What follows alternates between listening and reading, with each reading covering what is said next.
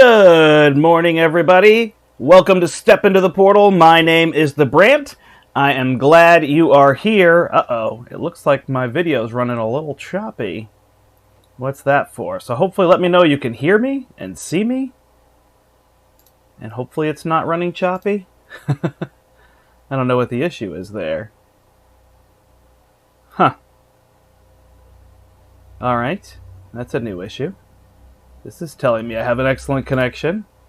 Alright, well, if you're here, let me know. Say so in the chat. The audio looks like it's screaming. Alright, well, let me do this intro. Whoa, chill audio. Let me do this intro here, and then people can let me know if they're with me. So, hi, I'm going to play Lord of the Rings LCG. I'm hoping that this is all working, otherwise I'll figure something out. So I'm going to go and play the Dreamchaser cycle here that FFG's announced they're going to repackage, and I have my kind of original one here with the Grey Havens. I have this, and I have 2 packs, and that's actually where I stopped collecting the game. So we'll have to see. Hey, Josh. So I'm going to try to play through a bunch of these. Today I'm going to try to aim for 2. Also, I think I'll be here at 11 o'clock, so if Fantasy Flight decides that they're going to announce anything for Marvel Champions, as it seems that they've hinted, I'll try to be here as well for that. So that should be good. All right?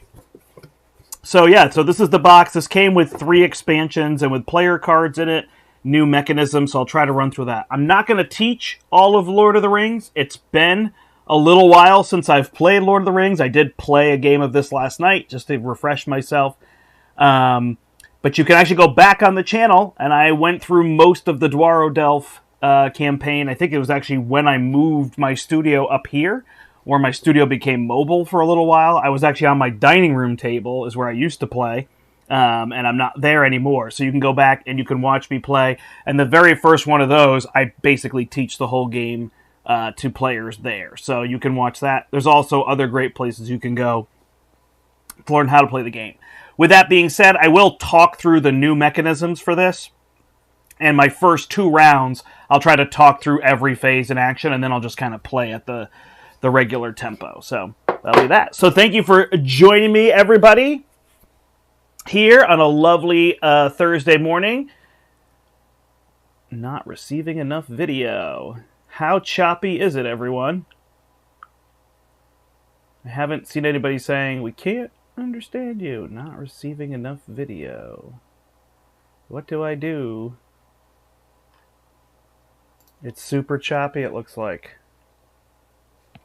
That is weird. I have a great connection.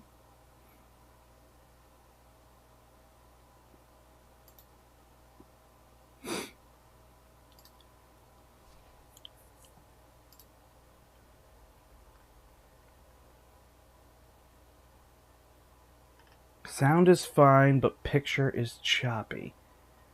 And what would I do to make it better? Oh, and people are leaving.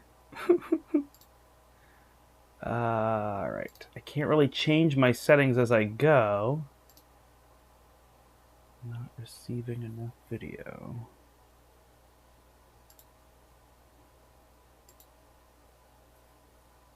Can I change this? Audio is great. Interesting. Alright, well, let's see if we can bump this up. If that will help. Are we receiving more now? Still looks choppy.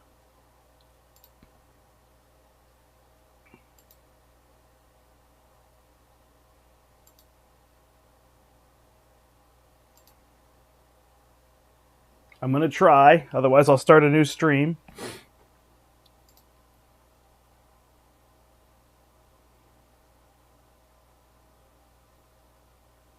Any better? I'm watching myself 30 seconds behind and seeing it. I didn't change any settings. It's not fair. This says it's pushing plenty of video. So it's on YouTube's end. YouTube, what are you doing to me?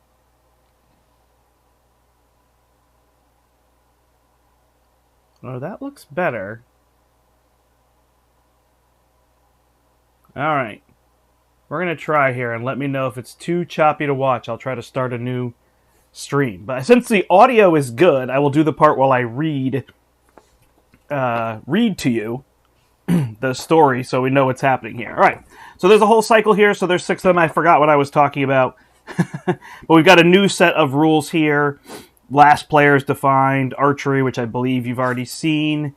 We've already seen before. And then we're going to have the whole thing with ships and ship objectives and the Corsair deck and boarding and heading, preparing a fleet. So we got a lot of rules to go through here. But let's go to the story. Awesome. Way better. Thank you, John. And thanks for joining me. All right, here we go, everybody. So the first one here is going to be the voyage across Belagare.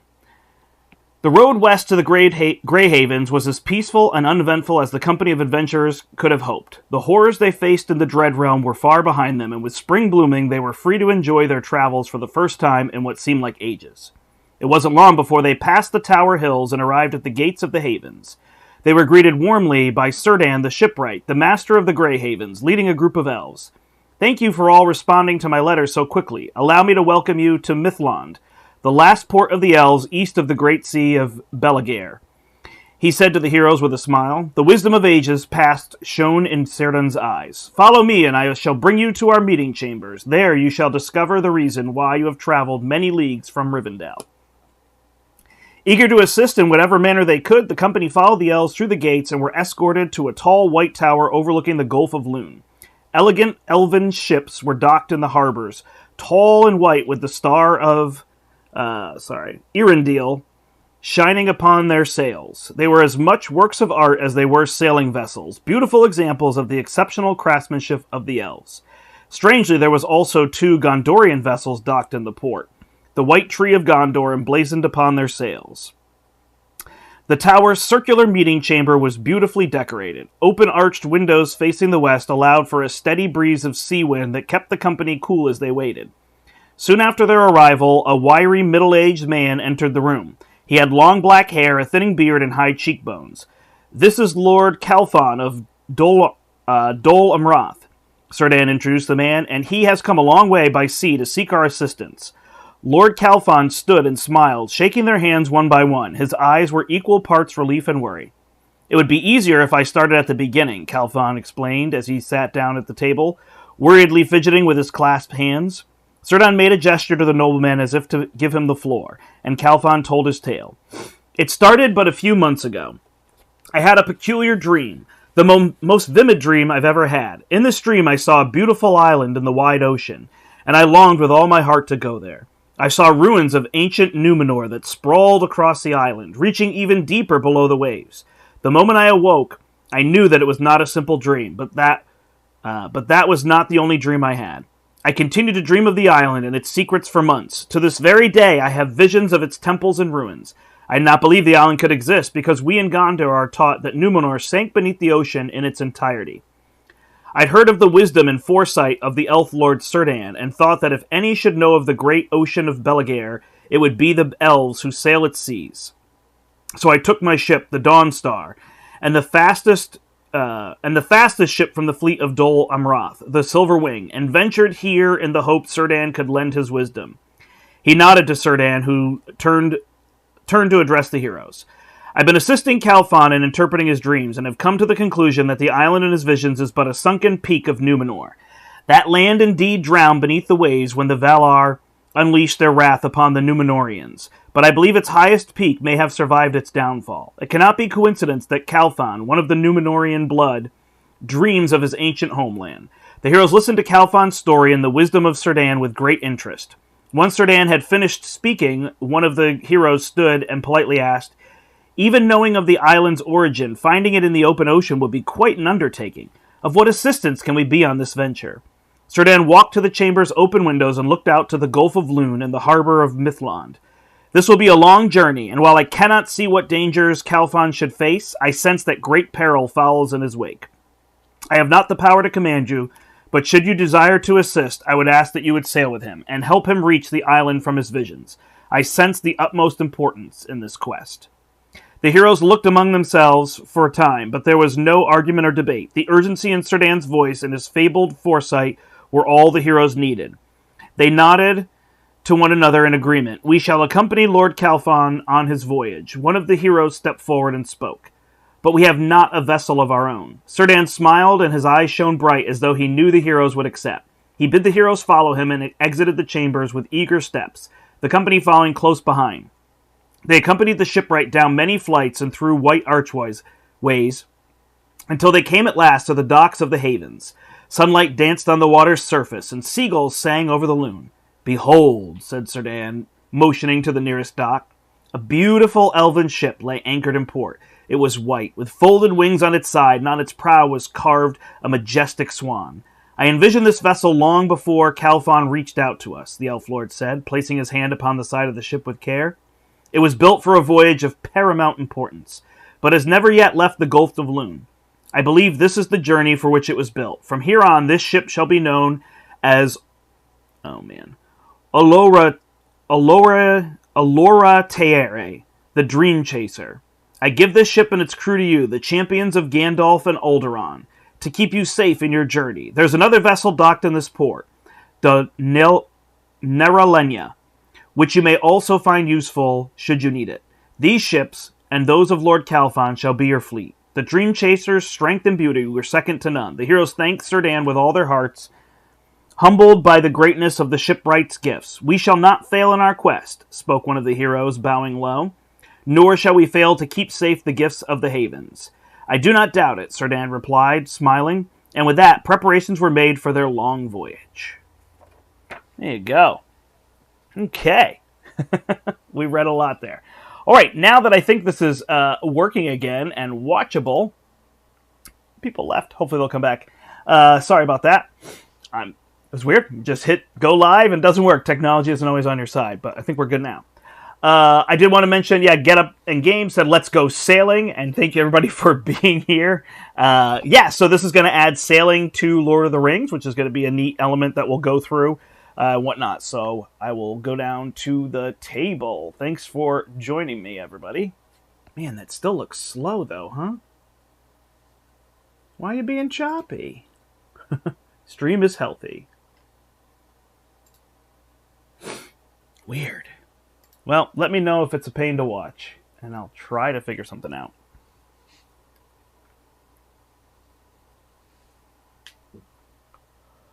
Okay.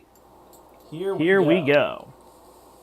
So we are on the table here. I am playing two decks. I like to play two-handed in most of these games so that I can use them to affect each other. And thank you to Hone, who's one of the people on One Stop Co-op Shop, Terrence, and he's also helping to put together the Marvel Champions Con of Heroes. But he helped me with this deck. I had this deck built. He helped me find a dwarf deck that I could play as well, so I'm going to be teaming that up. He said having a lot of allies, and this one with the sailing would be key. Also, if I'm pronouncing Serdan wrong, let me know. Any of these things. I don't know if it's Kurdan and starts with a K sound, a hard sound. There's an echo. Man. Now there shouldn't be an echo. Was all my reading echoed? What a day.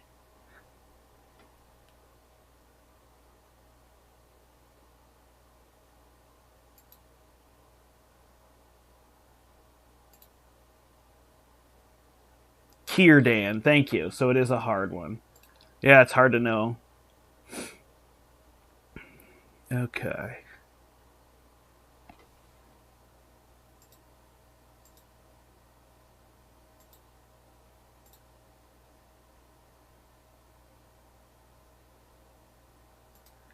All right, there shouldn't be an echo now. I don't know what to do for that. Quality of the stream. I had a beautiful looking stream and now it's super slow. All right, we're going to keep playing. Sometimes you just got to deal with what it is. And I like to be live. If I recorded it, it would be different, but I wouldn't be with all of you. So that's part of the fun. But yeah, look at that. It looks awful on my monitor screen here. So sorry, everybody. All right. So I've got these decks. I've got a Noldor deck and a Dwarf deck. I guess I didn't actually think about the theme of putting dwarves with elves on ships. Probably not a thing. So, anyway, bear with me. All right, so they're going to start at 31 shadow threat. They're going to start at 30 threat. If these get to 50, we lose the game. So the big thing is we now get to prepare our fleet for this one. So we're going to pick 2 of these ships, 1 for each player. In solo, you actually get 2 ships. And then obviously in multiplayer, everybody would get 1. So yeah, it's an interesting part that they went with 2 ships for solo to do a little bit of... Got it. Yeah, that's fine. Kurdan makes sense. I wasn't sure, so I went with one over the other, but it makes sense. If it's consistent, that's actually easier. All right, so the Dreamchaser has to be one of the ships, so we're going to give the Dreamchaser to the elves, since that is the elven ship here. And then we are going to give this other elven ship, actually, to the dwarves. Yeah, I'm realizing the irony of that. So they all have different abilities here. This one I can reduce my starting threat by 3, and heroes get +1 attack. This one I draw an additional card, but I've got that already, so I'm not as worried about those. So we're going to set those other ships aside. So these have some big stats on them, but the key is they can only attack and defend. They can only defend or only attack and defend against... Yeah, they can only attack ship enemies and defend against attacks made by ship enemies. So that's going to be a big part. We also have the Corsair deck. So over here we have all the enemies that are not ships. And we shuffle them into a deck to make the Corsair deck. Yeah, I was looking at it. It seems like they finished up the Saga cycles. And then there was 2 more cycles after this one. So I played most of the game. That's where I stopped. At that point. All right, so we did that. So the only other major mechanism we're going to have is heading here. So heading is going to be this card here, and it's got 4 different weather elements. It's got sunny, partly sunny, raining, and thunderstorm. And that is how far off course we are.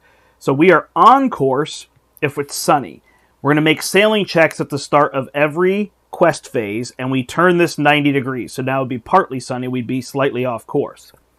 So now what we're going to do is we can commit any number of characters. For every character we commit, we're going to draw from the deck here. 3 more cycles after this. Thank you. So we'll draw from the deck, and we're looking for, wow, and it's pretty much half the deck. We're looking for these symbols that are on it. The helm. What is that called? Is it a helm? I don't know what the wheel is called. It's like a classic navigation thing, and I can't think of what it is. So each one of those will turn our heading back towards on course. There are some that have double. Desert, Dale, Mordor. Nice. Perfect. Thank you. Yeah, I wasn't sure if one of them was them finishing up the saga. So I must have played... Are there 8 total cycles? Did I play 5 of them, or are there 7 total and I played 4 of them? The original, Tuaro Delph, the really hard one, Angmar Awaken, this one. Yep, and then 3 more, so that sounds like 8. Alright, so we'll shuffle that up. Perfect. The Corsairs always get discarded back to here. We also have these enemies in play. So this enemy has boarding 1. So when a ship enemy comes in front of you and engages you, you draw a boarding number of Corsairs from here and put them into play. It is called the helm. All right. Thanks, Josh. You are super helpful today. So then you're going to put resources on these cards. They'll say what to do, so we'll see it as we go through. The Dreamchaser, and I'm going to say Dawnstar for some reason. The Dreamchaser ability is that it can be committed for sailing tests, and normal sailing is only the first player. Oh, I don't have my first player token. Where is that? We're going to need something for a first player token. And I don't have champions with me. Alright, so we're going to have to use this die, and we're going to put it on our dial for first player. Alright, so this can commit no matter who's first, and it counts as 2 characters for sailing tests, so we can always use that. These do have huge health, 18 and 16, so we have them. Alright, here I have Elrond, Glorfindel, and Círdan. Over here I have Dane Ironfoot, Ori, and Thorin Oakenshield. I feel like this is a pretty standard dwarf deck. The dwarves want to get to a whole bunch of allies in play, and specifically dwarves, to be able to do that. All right. Cool. We also have Rolling Seas in play. I'm going to use this dial to track when I commit to the quest and how much I commit, so I don't have to remember that number, so that's super helpful. The last thing we do is we have 4 level 2s, second quest stages, so we're going to take those and shuffle them up. And then we're not going to look, and we're going to take the number 1 and put it on top. We have to basically get through all of those to get there. Yeah, so we did all that. Shuffle the encounter deck. All right, so then next thing we're going to do is this one is sailing. When you are on course, each ship objective gets +2 to its quest value. When this stage is defeated, if you're on course, look at the top 2 stages of the quest deck, advance to one of your choice, and place the other on the bottom. Otherwise, advance to the top of the deck. And that has an 8 quest value. So we shuffle up, we draw 6 cards each, and we can take a mulligan.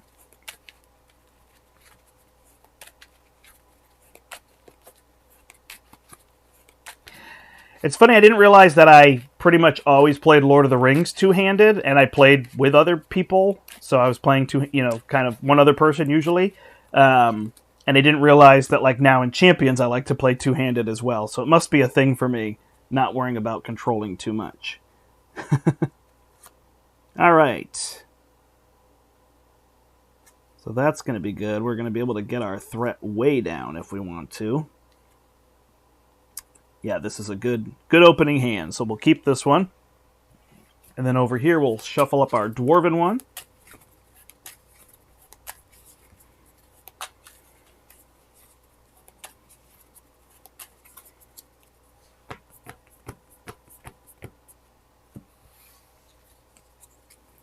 All right, cram boots, more cram. Oh my goodness, we have all the cram we could want. Here's an Ori. Do we want more allies? Not really. These are all so cheap. We can just get these out. So I think we're good. All right, so then the beginning of the phase is the resource, or beginning of the round is the resource phase. So all the heroes get a resource. Only heroes get resources. These do not.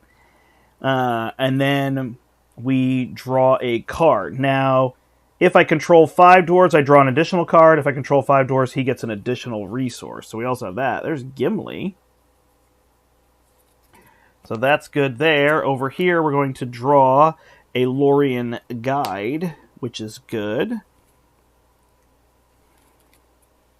And we got our resources. All right, so then we go to the planning phase, which is basically when we can play cards. So we definitely want to play this Light of Valnor on Glorfindel. So Glorfindel is when he exhausts to commit to a quest, raise our threat by 1, but then this light says he doesn't have to exhaust to commit to the quest. Ooh, I forgot.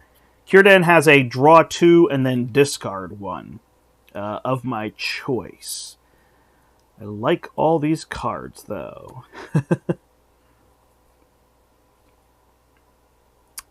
We really want to get allies out. The Steed.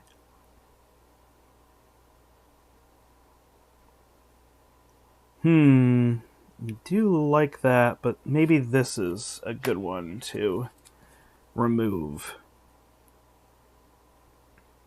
One player's threat or each player's threat by 2. Yeah. I wonder even if that is the one I'm not as worried about, although it could reduce their threat.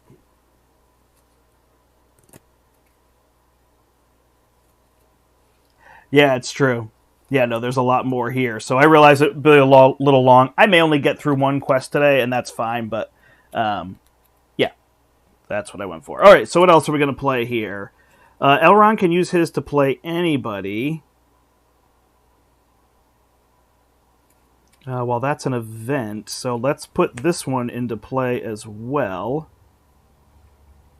1, 2.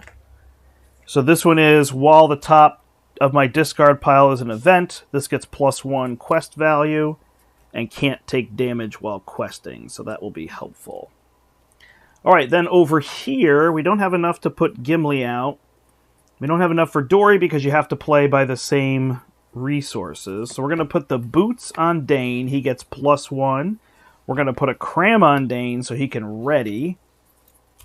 We'll also attach cram to Thorin Oakenshield. So he can discard that to ready. I think we'll hold one of these. And we'll play an Errand Rider. I'm just going to move these dials over to the sides. All right, and the Errand Rider will cost us 1, which is going to come off of Dane here. All right, I can exhaust this to move a resource from a pool of a hero I control to another hero's pool. So I could pass it over there if I wanted to. Okay. It does make you discard. Choose one and discard one of those cards. Thank you. Didn't read it. Classic, read the card. So I have to discard this one instead, which is fine. Thank you. It is very clearly written there. I just didn't read it. I'm having that problem in games lately. I'm just not reading the cards. Even though it's so evident. All right, so we move to the quest phase now, so we have to do sailing. So we have to commit some number of characters and then use them for our test. So we've got one here that we'll commit. So we've really got to decide. I think what I'm going to do, there's already 6 here, and I'm going to have to quest afterwards. So they're going to have to quest a little bit more than I am. And I could use my boat to quest for a lot. So I think what I will do is I will do 2. So this is going to go off course. 2 is generally enough, but do I want to risk it? The big thing being that this boat is minus 15 engagement, so it's going to be a 20 if I am off course. So do I want to play it a little bit safer and maybe just use Glorfindel and do some significant questing here? I think so. So we'll do 3. So 1, 2, 3. Oh man, we didn't make it. That's rough. Okay. So now we've committed 3 characters and we didn't make it. So that's going to be tricky. Let's see how we do. All right, so that is that. We are off course. So now we are going to commit to questing. This is going to come get us. That's going to be tricky. So we're going to have to defend against that. So we can use this one to defend. These both have Sentinel, by the way, so they can defend for each other. So we're going to quest for 7, 11, and then we're going to have to save things here. 3, 4, 5, 6, 7 is all we can attack for.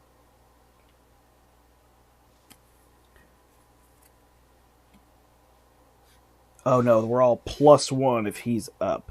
So actually, Josh, you can tell me, while Day 9-foot is ready, so when I go to attack, everybody's +1, and then I commit everybody to attack, or to quest, and they'd all be at +1, or because he's committed, we then count it afterward.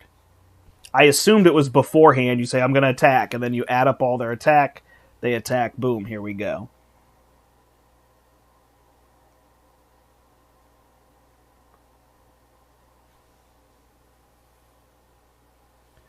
All right, so we will quest here for another 3. That's going to give us 7, 11, 14.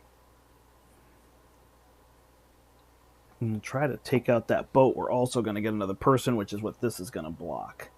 Ugh, not fun. All right, so once we commit to the quest, we each get a shadow card, encounter card, Calm Waters. So that's not too bad. That's a location. And Starlit Sea. So they have 4, 5, 6, 7, 8, 9, 10. So we're going to quest for 4. We get 4 progress on the quest. He needs to stay ready to give his boost. Oh, man. Of course, because it's Lord of the Rings. It always tends to be more punishing.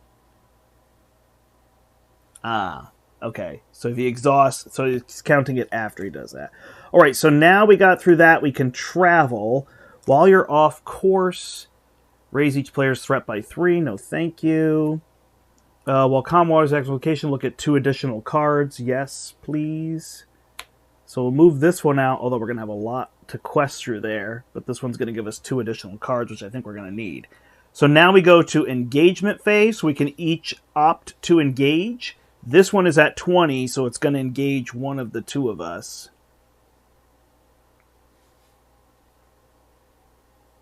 Yeah, no, that's fine with Dane.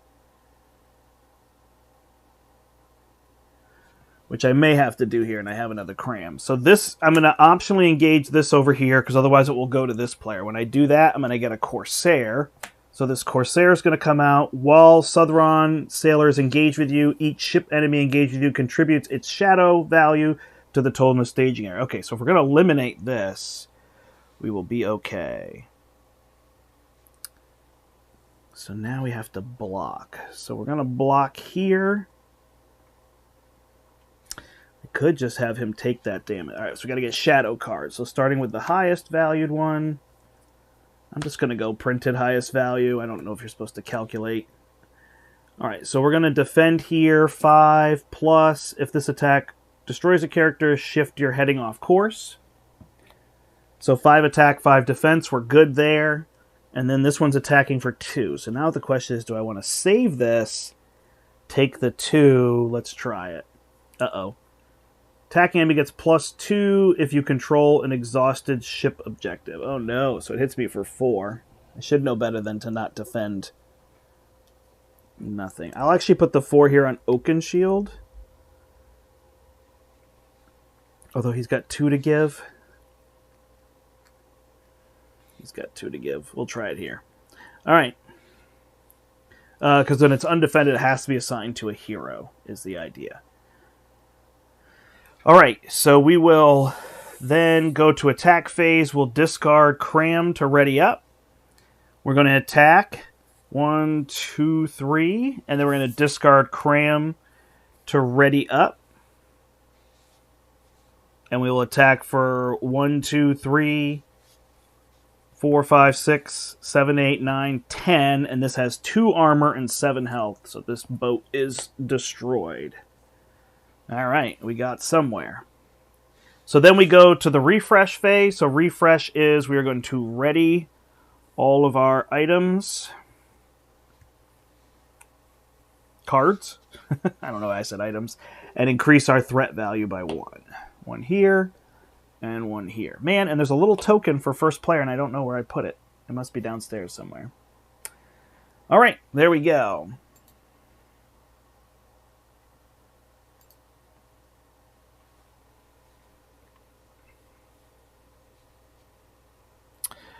Back to the start phase then, the resource phase. So everybody's going to get 1 resource. We're going to draw a card. Narvi's Belt. So that is an option. We had to use those crams already, but we do have ways to get those back. And then over here, we're going to draw 2 cards. We definitely want Test of Will. So, bye-bye, Elven Jeweler. That isn't from my discard pile. Nope. Alright. So we'll do that, and we'll gain our resources here. 1, 2, 3. Not a great first turn. The game I played yesterday, I had 2 of the side quests out, and I was able to go after those. And it was super helpful. Alright, so we'll play Cram here. Back on Dane so we can ready him. We don't quite have 4 resources. We could exhaust this Aaron Rider, but we're going to want him for the test. If we play the Belt, we could then get Dory out. Which I think is the goal. Do we have a way to get him out? We would have to use this to move that over to get Gimli out. Yeah. All right. So we'll play the Belt here. So now he can exhaust this. And he gains a hero resource icon of my choice. So we'll exhaust that to give him lore, which is green. Excuse me. About to sneeze. And then spend 3 to put Dory out. Alright. And Dory is after heroes assign any amount of damage. Exhaust Dory to place the damage on them instead. Whew, all right. So our questing is going to have to be through 7, but we're not super worried about going quick there. Over here, we can play cards. Okay, Vilya is exhaust all around Vilya to reveal the top card of your deck. You can immediately play it or put into play the reveal card for no cost if able. Otherwise, move it to the bottom of your deck. Whoa. I didn't remember that that's what that did. Yes, I'm going to do that. So we'll remove these two. I guess his are wild. No, but I got to save one for playing Test of Will. So we'll put this Vilya on him. We will exhaust him and Vilya, and we can play the top card for free. Well, there you go. Welcome. All right, so we'll deal 4 damage. That worked out well. Corsair goes here. Nice. All right, so Gandalf leaves play at the end of the round. He's a pretty clutch card. So that's a big play. Let me read it again. Okay. He also gains the star resource icon. Okay. I'm pretty sure I did it correctly. If I can't play it, then I move it to the bottom of my deck. All right.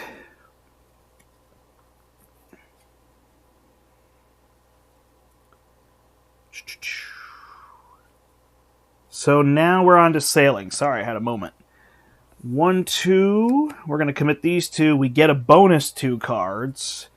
Question is, are we going to get 2 out of 4? Let's go ahead and assume we will. We've got 1 icon out of 6 cards, and I feel like half the deck had them, so let's just hope we do. And we got 3. We got 3 wheels, 3 helms, so this is going to turn back 1, 2, 3. Let's just always stay on the Dreamchaser for that. Okay, now we are getting somewhere. So now we have to commit to the quest. We don't have enemies. Our threat isn't too bad. We can test a will something. So we probably want to quest through here. All right, so 3 from here, from Glorfindel. 4 from Serdane will give us 7. We'll save the Sailor of Lune. I'm not super worried. So we'll gain 7 here to go to 14. And are we saving Gandalf to deal with a boat or something that comes out? 4, 5. We'd have 8 attack power. So 14 versus 7. If we had another 7, we wouldn't go anywhere. We've got to get 8 over. So who is going to here? So we'll add another 4 here because a +1 from Dane is 18. And Ori as well. We'll add another 3, 21. So we'll save Gandalf as just kind of a, uh-oh, I didn't anticipate that. Because I think 21 versus 7 is pretty strong for questing here. All right, so we're going to get a Corsair warship with boarding 3. While it's in the staging area, it cannot be damaged and gains archery 4. Oh my goodness. Okay. That's going to be fun. So that's the kind of thing we didn't anticipate. And then we're going to get Rough Waters. When it's in the staging area, cancel the first symbol each test. All right, so we are 21 to 7, 8, 9, 10, 11, 12. So we've got 9. So 4 go here, 4 go here. So we're going to move on. All right, so we are Sunny, so we get to look at the next 2 and decide which one we want. I'm going to do that so we don't see. Into the Storm, I mean, that sounds great. Or Calfon's Divination. So we either put a scouting ship out or a water spout.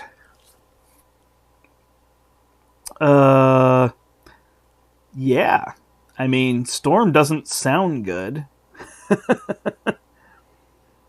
But that scouting ship, it'll stay up there. Enemies are tricky. Let's go into the Storm. This is probably the wrong decision. People are probably like, no, don't do it. Don't pick into the storm. It's been a little while, so. Okay. It says, Calphon squints at dark storm clouds on the horizon. In my dream, the skies were dark and full of wrath. Perhaps the island lies within that squall. You hesitate. Guiding your ship into a deadly storm is foolish, at best. But what if he's right? That's exactly my thought process. So we're going to search for a water spout and put it in the staging area. All right. While your heading is at the worst setting, when faced with the option to travel, the player must travel the water spout. After traveling to water spout, deal 4 damage to each ship objective. Well, there you go. It's always fun. Then we'll shuffle here. Then into the storm. So we have sailing. At the end of the quest phase, if you're off course, each player must distribute 5 damage among characters he controls. Oh my goodness. Alright, but it's only a 2 to get through at the end of the quest phase. At the end of the quest phase. Alright. Now we can travel, so we can set ourselves off course. We can travel to the Starlit Sea. Yeah, it's going to go for another hour, Spartan. While Rough Water's in the staging area, the first symbol's canceled. Okay. So let's not cancel symbols. So let's do that. So we're going to travel through the rough waters. Look at me go. Rough waters, water spout, all the fun. Okay. This game is good. That is that. This can't be canceled. I don't need plus. Okay. This is a 44. It's going to have Archery 4. So, Archery 4... Yeah, I'll do a live reading of the announcement. Hey, Canadian Mustache, thanks for joining me. I think the stream is doing... It's beautiful on my end on OBS, and it's looking rough on YouTube. I upped my input, and I'm hoping it's doing better, but I think it's okay. Everybody said the audio is great. While a card with the archery keywords in play, players must deal damage to character cards in play equal to the specified archery value at the beginning of each combat phase. This damage can be dealt to characters under any player's control and can be divided among the players as they see fit. All right, so we have to take 4 damage, and then if we travel here, there was something else that was giving us damage every turn as well. So we'd have to get boarding 3 if we don't get that one. Otherwise, we have to take 4 damage, distributed how we want. Oy. All right, so I think this is a job for Gandalf. So I think we leave him here, and we don't engage. Then Archery 4, start a combat phase. He takes 3, and Glorfindel takes 1. I have no idea if I'm going to run into, damaged characters die or whatever, which is somewhat typical in this game. But let's just keep trudging forward. We jumped into the storm. We jumped into the rough waters. We got a water spout. Like, we're all in, right? We're all in for chaos. So let's embrace it. This game to me is the story chaos that I enjoy. You know, I like Marvel Champions kind of on that smooth arc. And being able to construct the heroes to kind of do what I want them to do and be effective kind of mechanically. Whereas this one, I kind of embrace the story element. And Lord of the Rings is always about, like, they have a cave troll, right? There's always the next chaos. All right, if I did pull him, he's attacking for 8. I'd have to get 3 different things. I can't deal with that. So we'll try to take the damage. However, if I don't engage, I have all these things ready to fight, right? So 4, 5, 6, 7, 8 would only deal 4 damage to it. This could block, but then what would I do with boarding 3? I'd be taking all those swings. Yeah, I'm just not there yet. All right, so that's going to finish that. There's no combat, so we will go to the refresh phase. Ugh.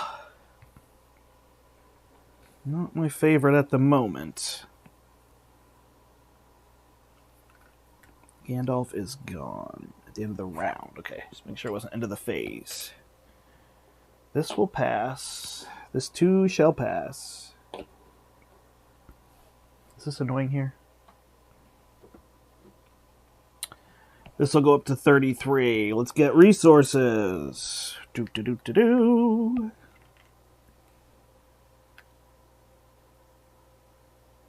Awesome. Thanks, Canadian Mustache. Good luck with your meeting. Those are always super fun, I know.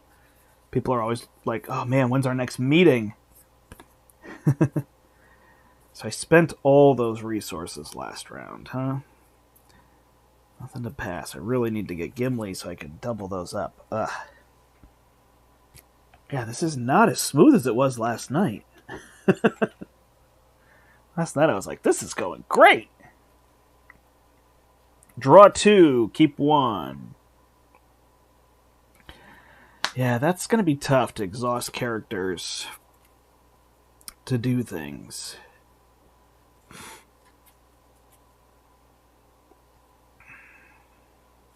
Alright, so coming over here we have, after Tachira commits to a quest, discard a card from your hand to place 2 progress on the active location. Yeah, that could be good.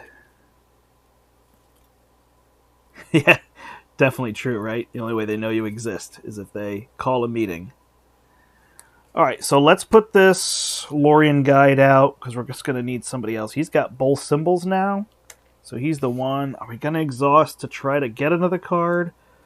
Are we going to be low? Alright, so we need to quest through this. We need to be plus 5. 4, 5, 6, 7, 8, 9, 10, 11, 12. Right? We need to quest for 17 minimum plus what we're going to add. Last round we added 5. So 22 is what we're looking at. So we're going to have to exhaust a couple people here. This one is plus 1. I'd love to use this to quest, but I just can't. Oh, wait. I got to put things down here. Oh, I can't put anything down. Ugh! It's rough. This one moves one from hero I control. If it could just be from here to here. Didn't do a lot of healing for Elrond. That would have been smarter, I think. Alright, what else are we doing? None of these. Okay. So now we have to commit to this thing. 2, 3. Or 1, 2. If I do the Dreamchaser, there's no way that I can do the other. So 4, 5, 6, 7, 14, 18, 21, 22, 23, 28 is what I could quest for to try to get through this chaos. Alright, so does it matter here if we're off course? If I want to travel here, it matters. If I'm off course here, I take 5 damage. Oh, such a pain. Alright, I will do it. I'm not going to use that, and I'm going to try to do this and keep myself safe. 1, 2, 3. Whew, the third one was the one. Okay. Smart played. Now we commit to questing. Glorfindel for 3. Círdan for 4.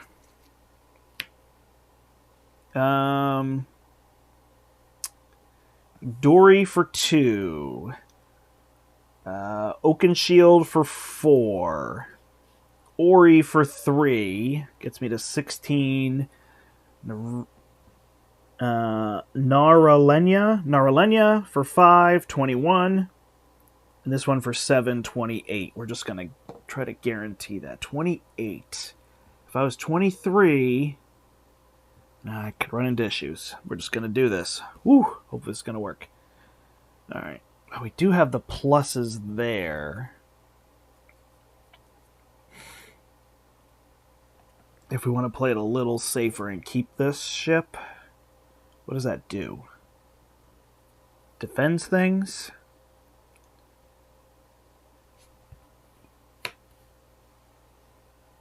We gotta cancel. We're good.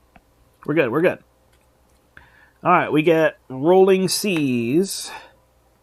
That's the same as this one. And we get throw off course. Either remove all progress from the current quest and raise each player's threat by 4, or shift your heading off course. So actually I had a question here, which is, I think in this case I can do, right? I can raise both by 4 since there's something I can do, and there's 0 on here. I think it still works. So I could raise both by 4, because I have a lot of ways to decrease that, or I could just cancel this for 1, but I feel like worse things are going to come up. So I'm going to raise us both by 4, 36,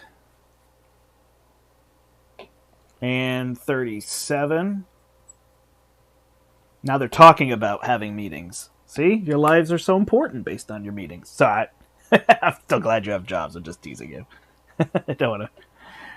All right, so each of those goes by 4, we decrease. So 28 to 4, 5, 6, 10, 16. So we get 12. So 3 goes here, 2 goes here. We crushed it. But we got out of this storm. All right, we are on course. So we get to pick one of the next 2. So 1 should have gone to the bottom. All right, so it's one of these 2 here. We're not looking at that. The Stars Guidance, so we're going to put a Starlit Sea in play, or Fog. So there's just really nothing happy. Starlit Sea. It's easy to travel to. Let's do that one. All right, so we are going to... this one on the bottom. Calphon recognizes a bright star in the night sky, pointing to it. There! That star! I remember that star from my vision. I believe we must follow that star if we are to reach the island. Calphon's guidance has led you this far, but none of your maps or almanacs make any mention of this bright star.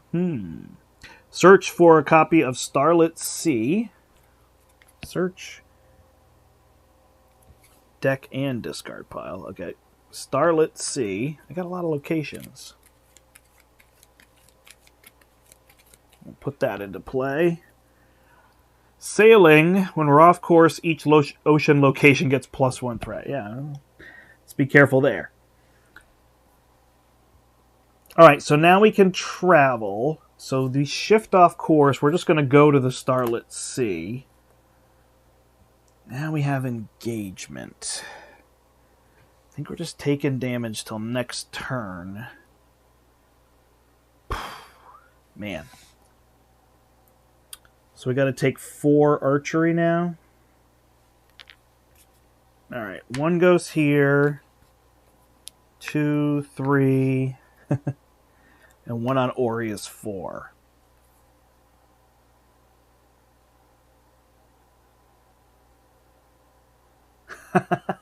We had a meeting every Thursday at 11, and my manager left. I changed it to an email. Yes. So true. Love it. Okay, so we didn't engage. No enemies. We're questing through this.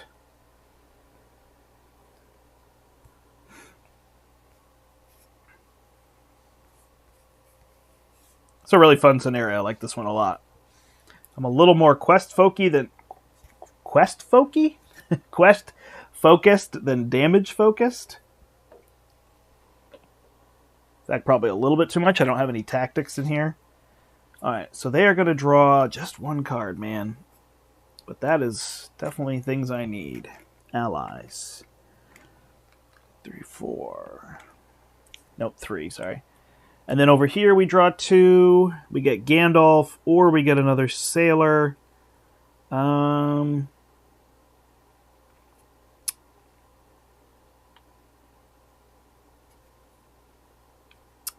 Wish I could put him back on top of my deck.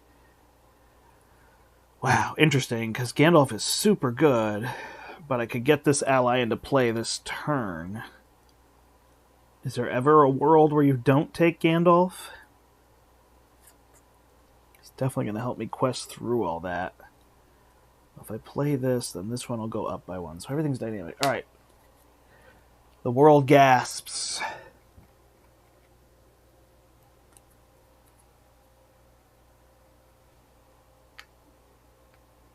Okay.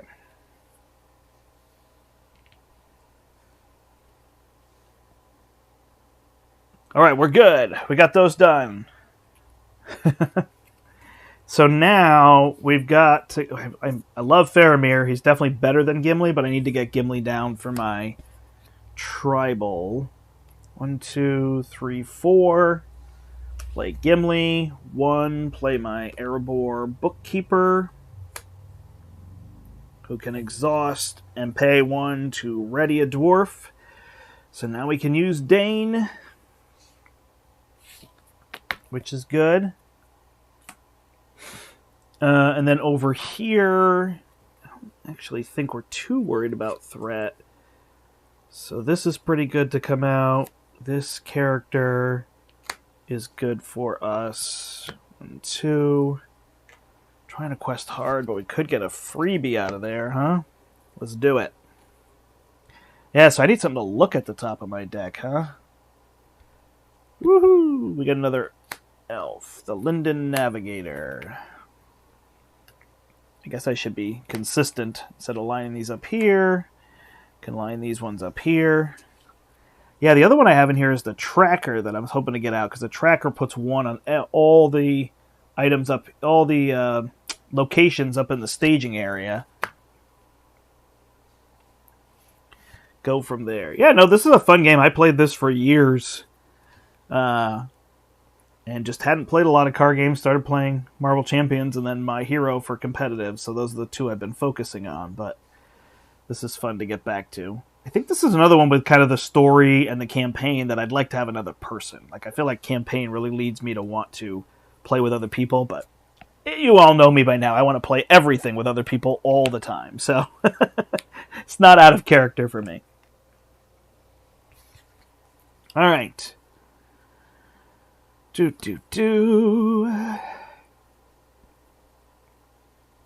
are getting these heavy glass shells for our store to display cards and miniatures and stuff, and so I have to go pick those up at like 1 o'clock today. And I don't mind helping in any way, shape, or form, driving anywhere, but man, lifting heavy stuff is like not my thing.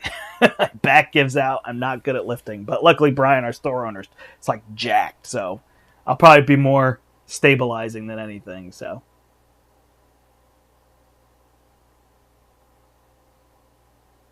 A Stargazer. No, I built the deck, so I may have missed something like that. So a Stargazer lets me look at the top card of my deck. I remember I was playing him, and I was doing this with Gandalf Hero. But yeah, Stargazer would be a good card there. Yeah, Arkham Horror, I totally see the appeal. I've never really been into anything that's Arkham. It's just not my thing. I love Cthulhu Death May Die, and other than that, it's not there. I like how the story... I actually probably enjoyed that one kind of solo, because I could just boom, boom, boom, boom, boom, romp through it. But it's hard... For me, it's been hard to like kind of focus on deck building and taking anything. It just feels like, here's a story, and it's always going to progress, and you could randomly lose, and you could randomly win, so I just kind of keep going. Look at this. Now we've got a whole arsenal here. All right. Let's keep moving. So, there is that. Oh, yesterday, by the way, if you haven't been listening, episode 2 of the Right Brain Rollers came out. You can check that out on Spotify, Apple Podcasts. That is Eric Summer and I talking about board games. And yesterday we reviewed Marvel Age of Heroes, which may be of interest to you. It's a new game from Rodney Thompson, who designed Lords of Waterdeep, and WizKids, who published Lords of Waterdeep, so they teamed up again.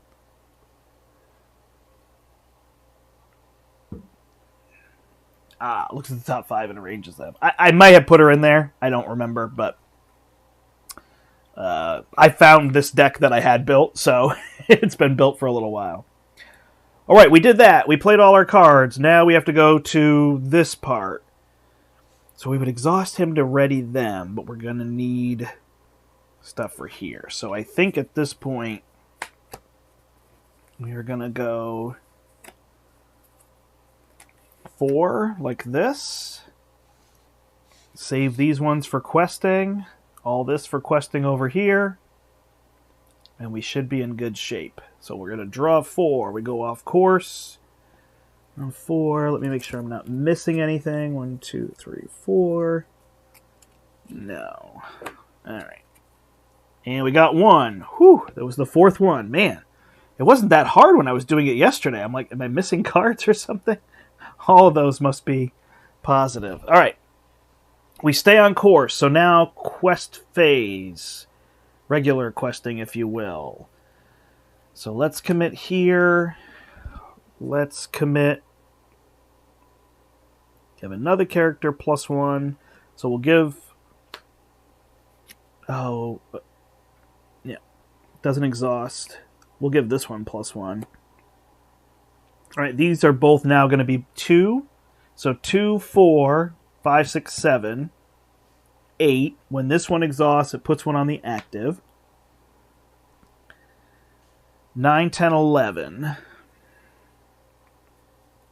So we've got 11 over here. Now the question is if we're questing through this thing. We're going to quest through this ship. 4, 10, 16. We added about 4 last time.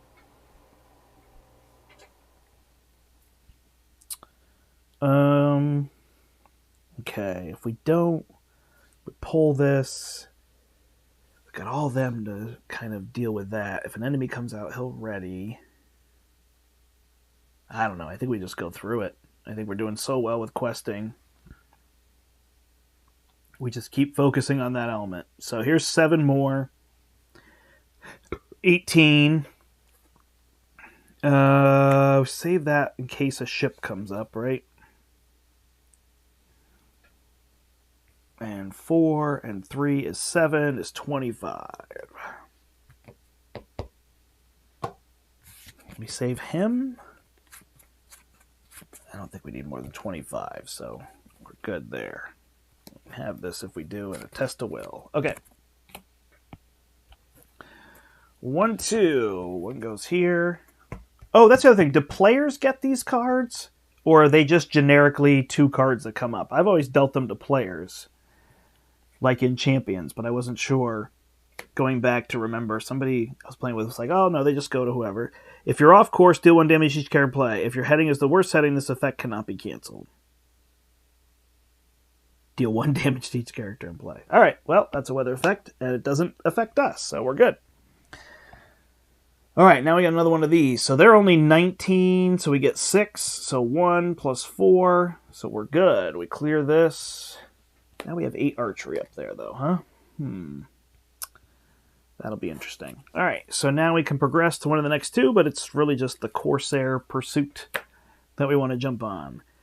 Calphon insists you are very close to finding the island, but Corsairs still shadow your fleet. You must either fight them or outpace them before you can reach the island and weigh anchor. Search the encounter deck and discard pile for the ship enemy with the highest shadow value and add it to the staging area. Now we'd add more if it was a higher player count, so it's this one. That one has a 2. This one has a 4.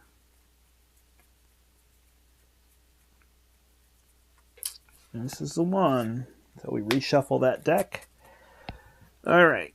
So we are adding this one to the staging area. Boarding 2. Each raider enemy revealed from the Corsair deck by Light Cruiser's boarding keyword enters play with 1 resource on it. Yikes, that one is going to jump on me. Alright. And then, sailing. You cannot place progress on Corsair Pursuit unless you are on course. Okay. If there are no ship enemies in play, you have defeated your pursuers. So I don't think we're going to go for that strategy. Alright, so we're good here. So now we have to travel, which I think is Starlit Sea again. Still a good idea. We need to get 10 on that one and be on course. And then this enemy is going to come out.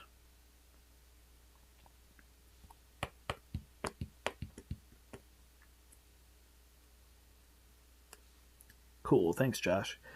All right, so if this enemy comes out, I've got 5 to fight them off here. 6. This is a defender. Otherwise, I don't have much. So I think it's just defending. Oh, I've got to defend. Got it. Yeah. So I got to go here. So this light cruiser will come out here. Back up just a little. And this is going to be boarding 2. So we're going to get 1, and this will be our second one. When Vicious Marauder engages you, discard a random card from your hand and place resources on it equal to that card's printed cost. 0. All right, but it gets an additional 1. When it attacks you, distribute damage among characters you control equal number of resources on it. Okay, we survived that one. And the next one is the Cunning Pirate. It gets +1/+1 for each resource on it. When it engages you, discard an attachment you control. Oh, I forgot to do this one, huh? Maybe I don't care about threat anymore. Does not exhaust to commit to quest. This is really... Oh, that's all right. I don't have a lot of cards to give, so we'll do this attachment. And then it gets 1, and it gets 2. And now it gets +2/+2. My goodness. All right. So now we got to defend all of these. 1, but luckily there are no more cards, so you don't have to put any more shadow cards out. That only reshuffles during the quest phase. So that'll be helpful. All right, so this has Sentinel. It will block this ship. 6 plus nothing. So this is going to take 1 damage. This is going to attack me. When it does, it deals 1 damage somewhere. Is this thing just going to block? No, because he can, right? So we'll deal 1 damage to this one. And then this is going to attack for 3. So Kierdan will take 1. And then this one's going to attack for 4. And we'll just block. I guess if I'm trying to do that, I could let that 3 go through and block here. So we'll let the 3 go through and put the 3 on Elrond. I hope that works. Okay, well that was easy. Now we ready up. So now we have to stay on course and quest for all that value, but it should be relatively easy. Oh, revealed. So he should have been readied, but he's just Sentinel. Oh, that's a differential, though. He could have blocked, right? So when this was revealed, he would ready, and then he has Sentinel, so he could block the 3 and take 1 and not put it on Elrond. Cool.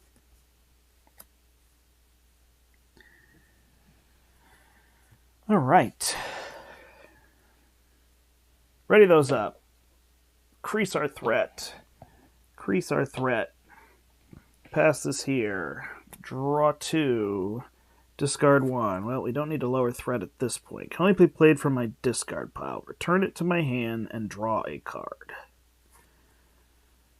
Okay. We'll do that. And then we're getting resources. 1, 2, 3. And then over here, so yeah, it's about an hour to play.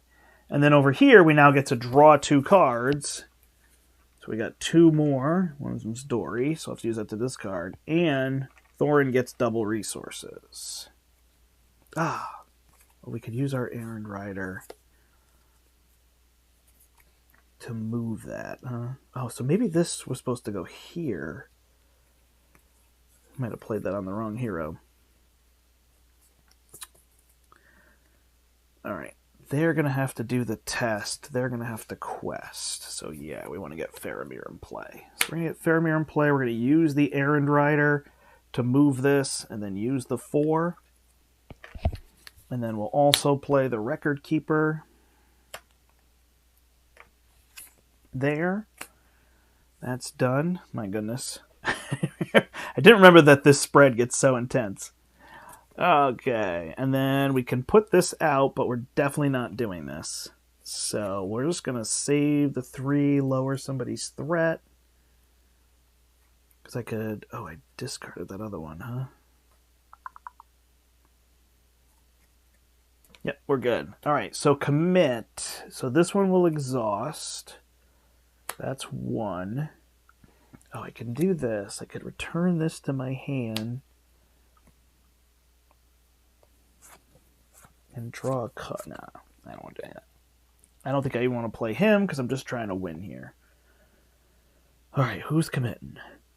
These are both twos. This one's only a one, although it's kind of a two towards that, but we'll do it. 1, 2. We need to stay on course, right? So we'll let them quest over there. 3, 4. Wait, if there's no cards... Oh, beginning of the quest phase, this shuffles. Got it. Okay. I'm like, wait, if there's no cards, I can't stay on course. All right, we're going to go 4 because we're just going to make sure that all that works out. And then we're going to quest hard to try to get to the finish. I guess I built some questing decks, but it makes sense because it's spirit and leadership. All right. 4. 1, 2, 1. Hey, we got it. 2, 3, 4. So we got 2 symbols. So that should have shifted off course, and then it would shift back on course just for sake of space and whatnot. All right. Set. Now we quest. So this will be for 7. We're just going all in, right? Is there anything? Have to be on course, that's all. Oh, if I draw a card, this can cancel it. All right. 3 is 10. 3 is 13. 4 is 17. 18, 19, because I can quest even exhausted. Then he's going to give everybody +1. Each character. This will quest for 5 is 24. 5, 26, 27. 30. 34.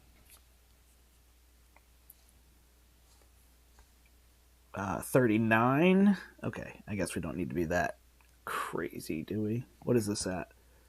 4, 9, 16. Yeah, I mean, so 26, 28. So if they draw 11 out, but I mean, whatever. So 4 more. 43. It's overkill, right? But it's the end. All right, I got a quest for 43, and I have a test of will to cancel any of that stuff, so should be good. And I can actually lower our threat if need be as well. Wait, I didn't assign 8 archery last turn before I miss it. So he was not out. So we'll put 1, 2, because this is 4 and 4, and I almost missed it. 3, 4, 5, 6, 7, 8. All right. Whew. That's a lot. That's a smart card. Smart card, you Corsairs. All right, 43. Plus fog. Plus cold waters. Yeah. All right, so we crushed it. 43 to 19. So we get 24. So that is... 24 is 2 on this. And then 22 on this. And we win! Nice. Is there a after you win reading? I believe there is. Cool. So there you get to see the sailing mechanisms and all that. Won this quest. Is this the one I won? Yes. Don't see any more of them, one of the heroes shouted, looking out over the great sea for any sign of black sails. The Corsairs had pursued them across many leagues of ocean. To see the horizon with no signs of the enemy was a great relief to the heroes and to the crew. I don't understand, Calvin said quietly. Gondor is a hated enemy of the Corsairs of Umbar, it's true. But why would these Corsairs pursue us for so long and so far? I'm more concerned with the fact that they were so far north to begin with, the hero chimed in. We were only several days out from the havens when we first spotted them. It can't be a coincidence, she concluded. They must have followed your ships from Dol Amroth. Calfon's eyes widened, and he was stricken with concern. What? But I hadn't seen any signs of them in my voyage north. He gripped the ropes of the ship tightly, his knuckles turning white. It pains me greatly to think my actions may have put the elves of the havens in a danger. I hope that Círdan will forgive me. The hero comforted Calphon with a smile. Don't worry, all this confirms is that our journey is not in vain. The Corsairs must have pursued us this far for a reason. Our aim should be to discover that reason. Let us find the island from your dream and see for ourselves what secret it holds. Awesome. So the next one is the Fate of Numenor, which I believe I will do because I've got a little bit of time here. And so I'm going to clean this up, shuffle up while I chat with all of you. Actually, let's switch to here.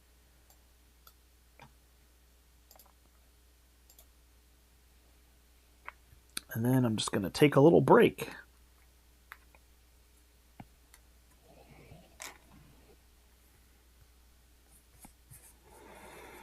Awesome. So it sounds like a lot of people out there are playing Lord of the Rings as well. Are you playing it? Did you play it originally, or are you buying the revised stuff? Is it Marvel Champions and Arkham Horror that got you to go back to play Lord of the Rings? Or did you play Lord of the Rings and you're moving your way forward through the other ones? Or do you only play Lord of the Rings and you don't play Marvel Champions or any of those? Or do you only play one of them?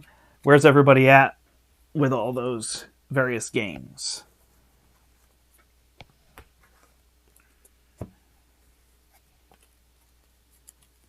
Yeah, the last one is funny, how you just go all in on questing and whatnot.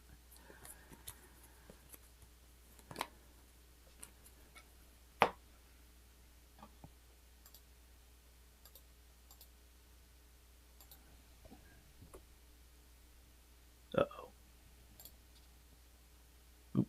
I reloaded the Fantasy Flight page and I thought I X'd out this one. All right, nothing there yet.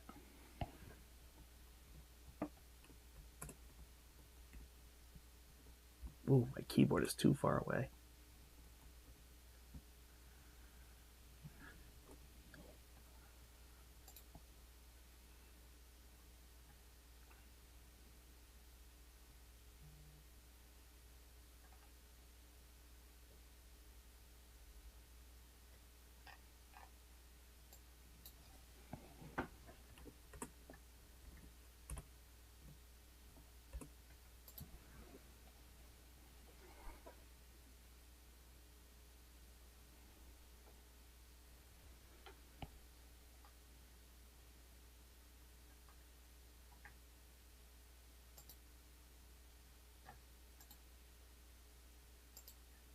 I don't have like a be right back screen, so I'm trying to grab one of those now.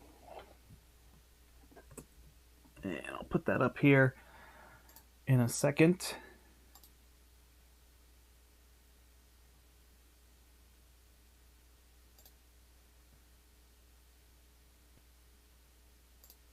Yeah, this is one of those games that I agree. They definitely got a lot better as they kind of went through and whatnot.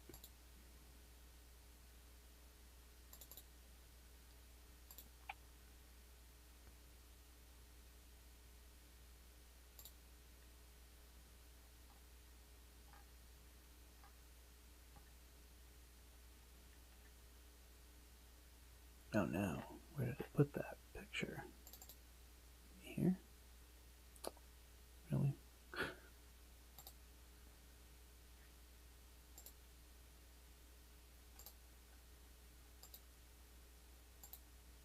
Sorry, it's a lot of me staring at the screen at the moment. This is under. What? Oh, it is in here.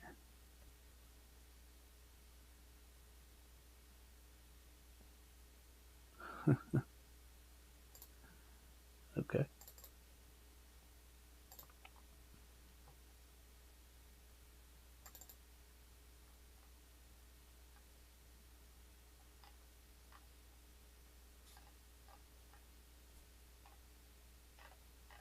Yeah. I'll take that image. Man, you know, all this technology stuff is so crazy.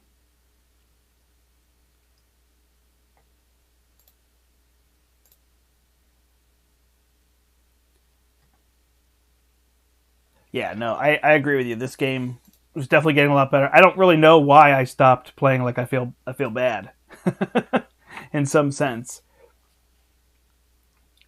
Yeah, and it's great though. Black Dog says, you know, I wish I got into it earlier. You can really go back with those revised, and it is a classic example of what makes these co-ops so great. Like, you don't need to own everything. I know Nelson is actually doing a progressive thing, so you just buy the cards in order, or buy what they're putting out, and they give you the cards and play with what they have, and it works great. I guess in terms of like trying to play other people's decks and whatnot, it could be a little tricky, but it just doesn't need that nearly as much.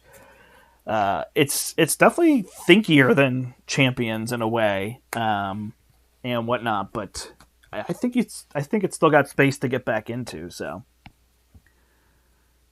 all right, good stuff just kept on rolling. The second half of the game, I wish I had the time to make content for the game. I did a little when I first started. Oh, nice.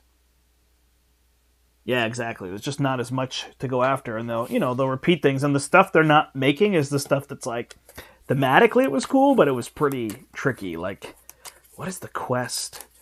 There's a quest that's like Kang. I remember I did it for Dwaro Delph, where it splits into everybody goes into their own place, like you're underground or whatever.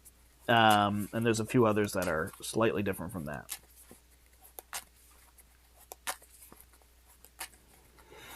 All right, well, I tried to make a Be Right Back screen, and then the image is one that wanted to upload from there and whatnot. So I'm just going to take 5 minutes and come back. And then I'll jump back on, and we'll start on the next one, and then we'll pause. We'll pause when hopefully the article comes out, and we can chat about that. There might be other people as well for Marvel Champions, even though it's a Lord of the Rings stream. I think it's kind of exciting, even still. And we'll go from there. All right, so I'll be back in 5 minutes or so, everybody. Here, I'll give you my table view. What do you say?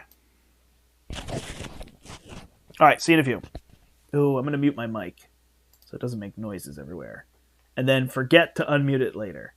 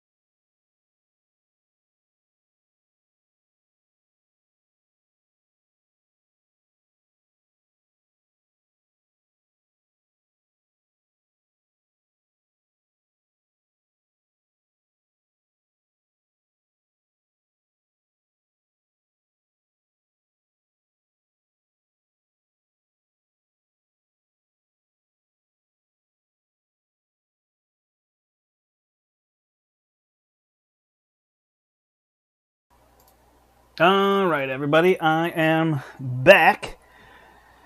So we're going to move on to this one. Yeah, I see more people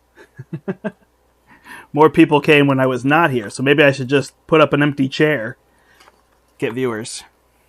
All right, the Fate of Numenor is next. So we pull these ones back. I don't actually think we need anything in common.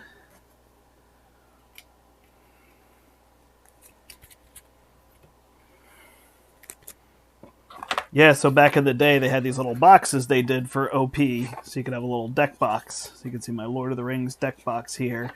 I think I have a playmat as well. So that was kind of a neat thing they did.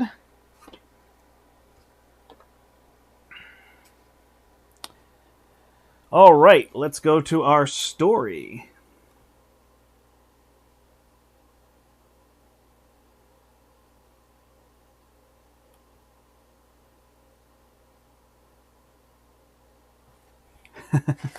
All right, trying to see what you guys are saying. All right, Fate of Numenor. This is not nearly as long as the last one. The sky was bathed in a beautiful sunrise, the bright orange sun rising over the peak of the mountain just as Calphon had described. Land ho! A sailor shouted, and the fleet buzzed with activity. The island was large, dominated in its center by the peak of what must have been a tall mountain. Deep in the island's dense jungle were broken towers and ancient ruins. So it does exist, Calphon whispered as he reached the bow of the ship, looking out to the island with great relief. I'm glad I did not lead us to the middle of the Beligare for naught. The heroes shared Calphon's relief, but had always suspected the island was real, as the wise Círdan would otherwise not have sent them on such a dangerous voyage. The ships were anchored off the western coast of the island, and the crews lowered small canoes onto the surface of the ocean. The company prepared to disembark and make their way to the shore, arming themselves in case the island proved dangerous, and making sure to take enough rations for several days. You should stay here, one of the heroes told Calphon as they prepared to leave. You've done your part in helping us find the island. Now is the time for us to do ours. Calphon shook his head and refused, determined. No, I must go with you, he explained. I may not be able to lead us once we are on the island, but I've spent the better part of a year envisioning this day. I need to set foot upon that shore and see the ruins of Numenor for myself. The heroes looked amongst themselves with worry, but none could bring themselves to refuse Calphon's request.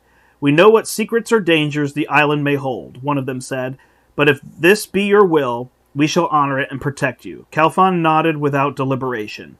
The company boarded the smaller vessels and set forth, rowing in the direction of the uncharted shore. All right. Uncharted new keyword that appears on locations. I haven't played this one. They're double-sided. They say lost, so we're going to shuffle those. I read this last night, now that I remember. Yeah, so I think I just take the deck and shuffle. Okay, cool. I think that's easy enough. Okay, so we're going to place these two out. We got this. We set this aside. Oh, look at I prepped it all for myself.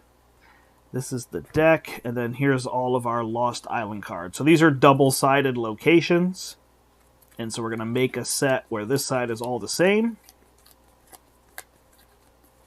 Set those off to the side. Shuffle our regular encounter deck. What the heck is this? Oh, Corsairs. I didn't get rid of them. My bad.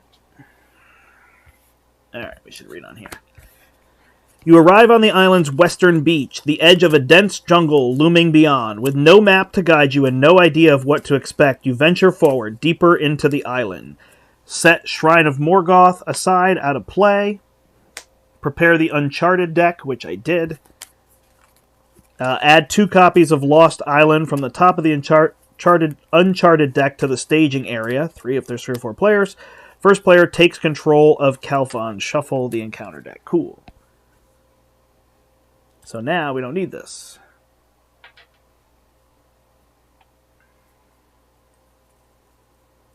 Two copies. 1, 2. Flip this over. Progress cannot be placed on Explore the Island except by quest effects. After a location is explored, add progress to Explore the Island equal to that location's printed quest points. When an uncharted location becomes the active location, add 1 copy of Lost Island from the top of the uncharted deck to the staging area. Okay. There you go. So then each of these say after Lost Island becomes the active location, flip it over, and remove 4 progress from Lost Island to look at its face down side. Alright, so we're just dealing with 4, although we can't quest above that. And then here we can exhaust Calphon to look at the bottom card of my deck. Then I may switch that card with a card in my hand. If he leaves play, I lose. He's got 1 questing, 1 defense, and 3 health. Sounds good.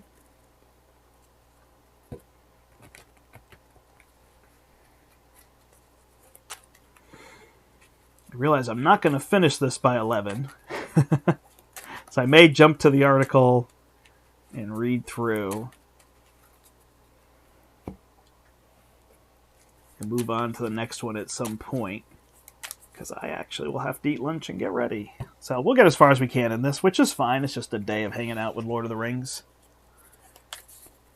If I don't get very far, or if I lose, then I can just start it over for the next one.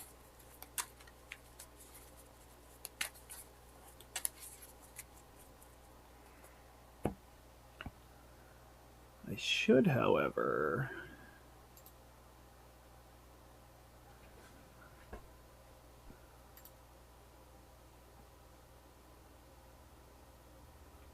prep something.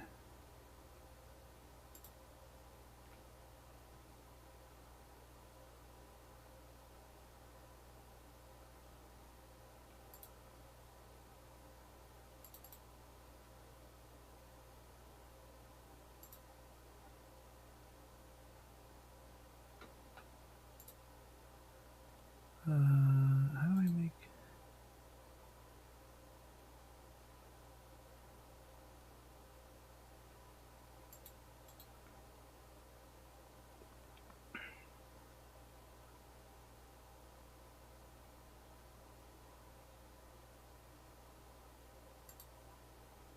There it is. So I should do that.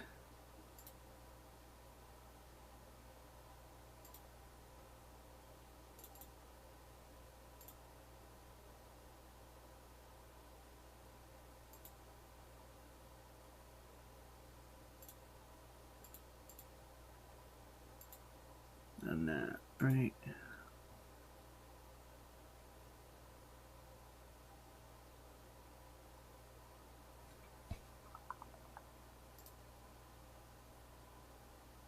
Why did I not go away on that one? There we go. Okay. Cool. So I have that ready to go. Sorry, everybody.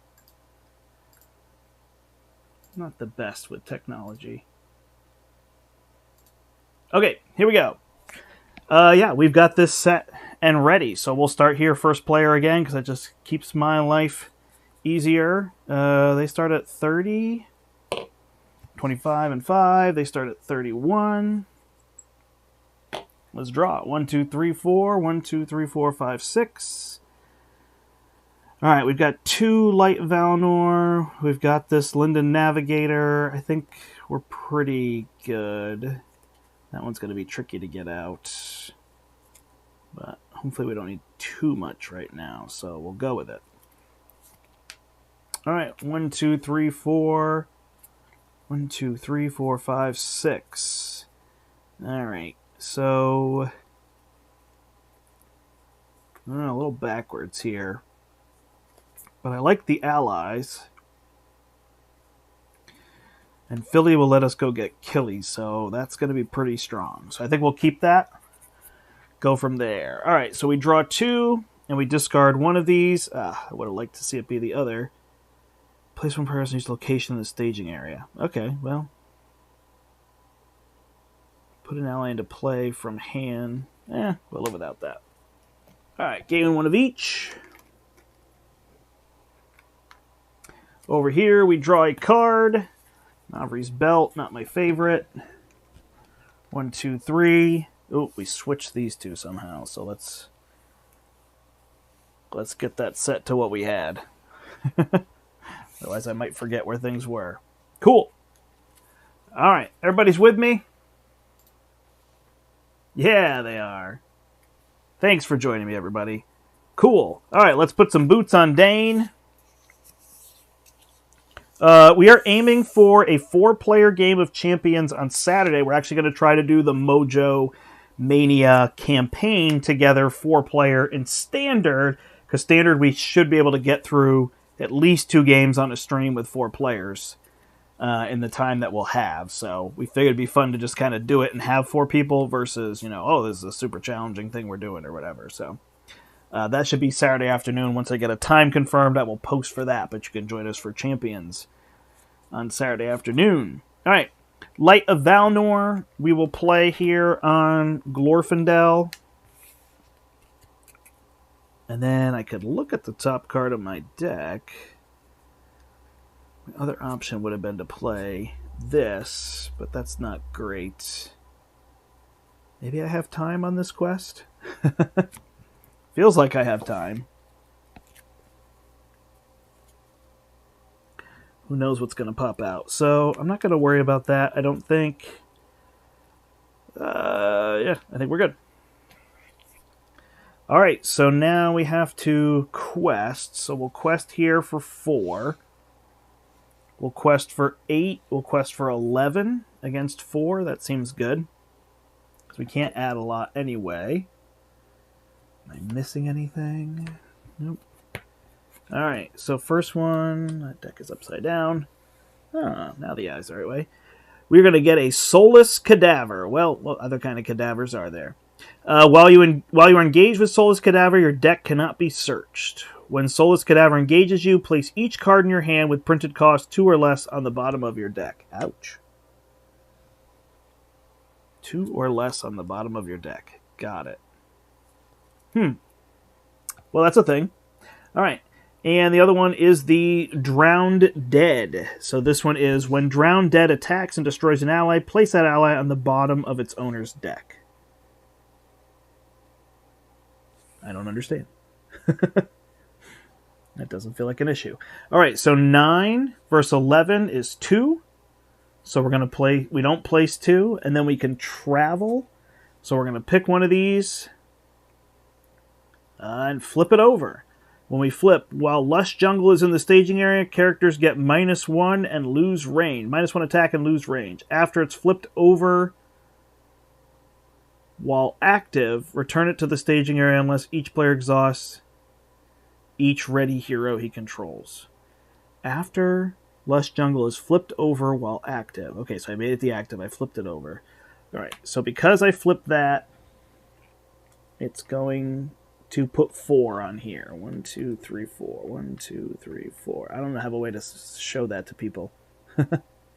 It's nice. The new ones have the 5 tokens. I almost bought one just to get tokens for that. I do have sound, right? Now I'm freaking out. Okay, I'm good. Is it a little quiet? It was like peaking before, so I turned it down, but now it's quiet.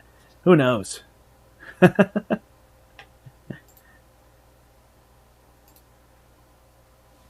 All right. There is that. So we are set. We got the 4, and then we have to exhaust every hero we control. Sure.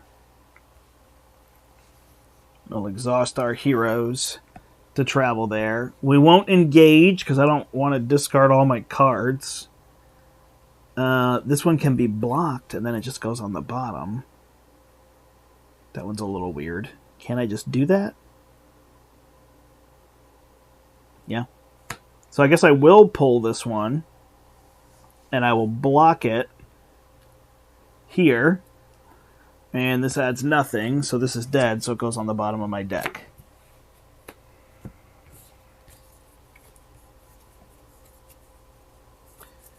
Alright, that gives us a little less threat. Cool. So we're going to pass over to here.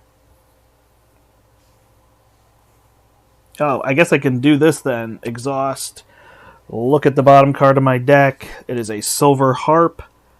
After card's discarded, return it to my hand. Well, that's pretty good. And we could switch something else to the bottom. How about this one for active location? Alright, so we'll take that into our hand. Alright, then this will pass We'll increase threat. Gain resources. Increase our threat. We draw 2. Test of Will, or Daughter of Nimrodel. That is a good way to heal. But Test of Will is a pretty good card, so we're going to get rid of that one. Alright, over here we will draw Gandalf. And go from there. We get to play here first. Alright, so now we can play Philly. 1, 2, 3. After Philly's played from your hand, search your deck for Killy and put him into play under your control. And Killy is a spirit ally. Doo-doo-doo-doo-doo. There we go. Now we have 5 dwarves.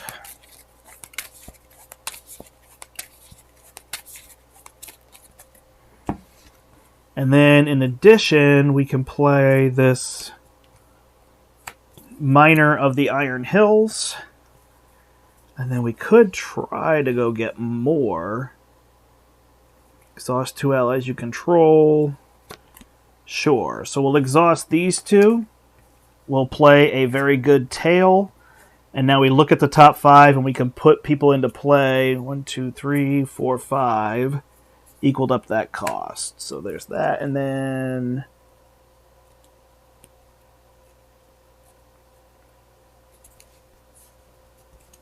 okay, discard. Alright, so these are all discarded.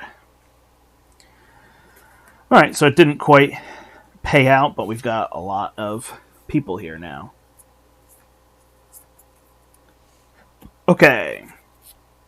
Over here, we can play this Silver Harp, so as we're discarding cards, we're getting them back. Which isn't too bad. We can also pay for this ally, or this ally doesn't exhaust to commit to a quest. Ooh, my bad, I missed that. Okay, so after we complete a quest... have to discard it. Okay, I missed that in the last play. Let's do this Silver Harp then. Attach it here to Círdan. And then let's spend 2. We'll hold 1 for Test of Will. Because Elrond can play other allies. We'll play this one here. And then if we end up playing Test of Will, that'll increase. Alright, so now we go to the questing phase. So we need to deal 6 damage there. 3 or 4, 5, 6, 7. So if these 2 attacked, this would be down. Spend 1 resource to give it +1 until the end of the phase. Alright, so he can quest for 1. He can quest for 2, so that's 3. How much do we need to quest for? Not a ton. 3, 4, 5, 6, 10, 11, 12, 13. 13 verse 5 should be okay. Also have him if we want to make it 15. Well, we don't need to go over, right? We're just trying to remove this. Yeah, so we'll do this for 2. So 15 is what we'll quest for. Thanks, Eric. No FFG update yet. Alright, so 2 cards. So we're going to get this one. The players as a group must remove characters with a total of at least X quest from the quest. X is the number of uncharted locations in the staging area. What did this actually say? When it becomes the active... when an uncharted location becomes the active location, add 1 copy. Okay, so it's a little higher.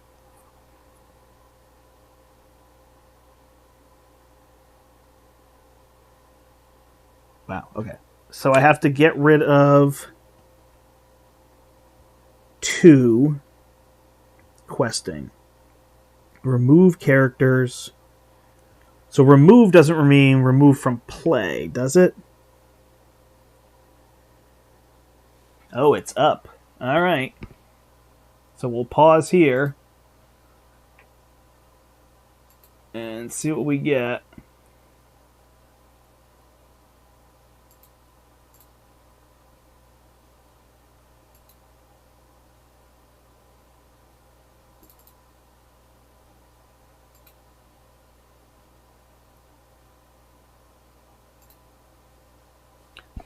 Why is it not there?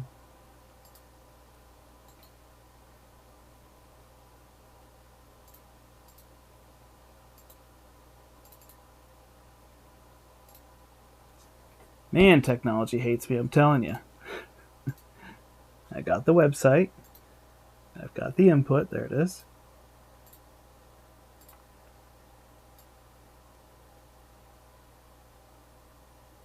It's only got a piece of the website? Why is it doing that? So weird. Alright, let's do a browser capture instead.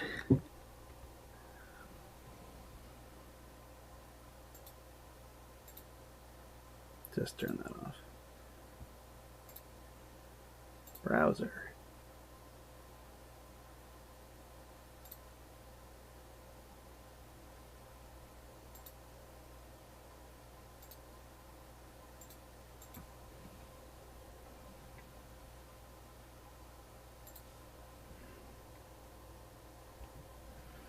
Next evolution. Nice.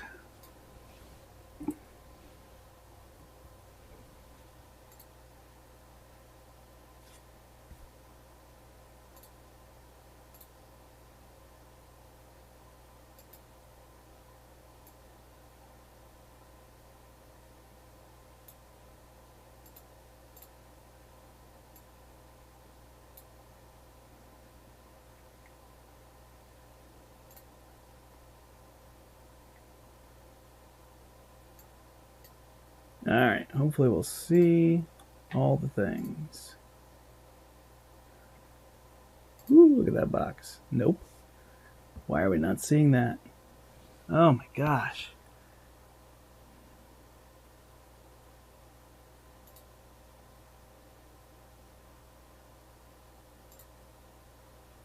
Why doesn't it update? So weird, man. Technology just hates me. Alright, update.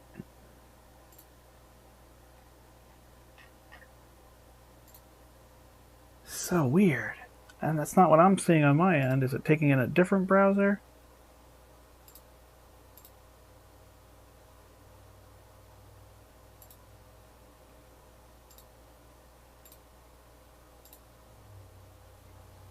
What is it showing me there?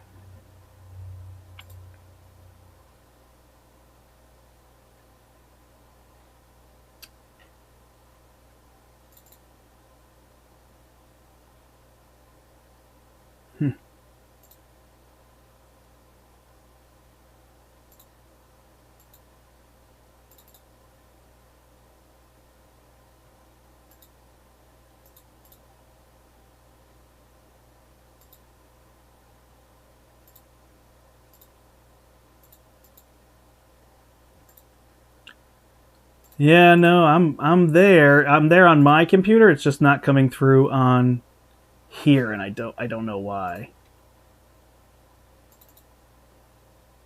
It'll give me the page, but it's like only a section of the page. It's super weird.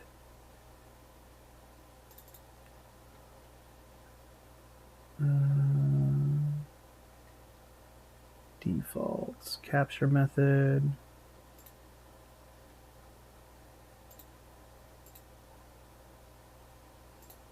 Like, this is what I'm getting now, so I can scroll and change the page, but it's gigantic. Sorry, technology just blows my mind sometimes. It's like, what do you want me to do?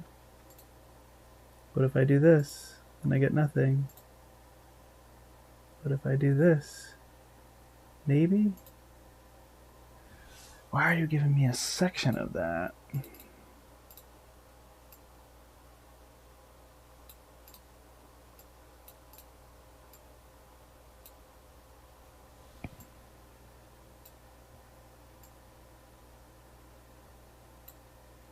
So weird.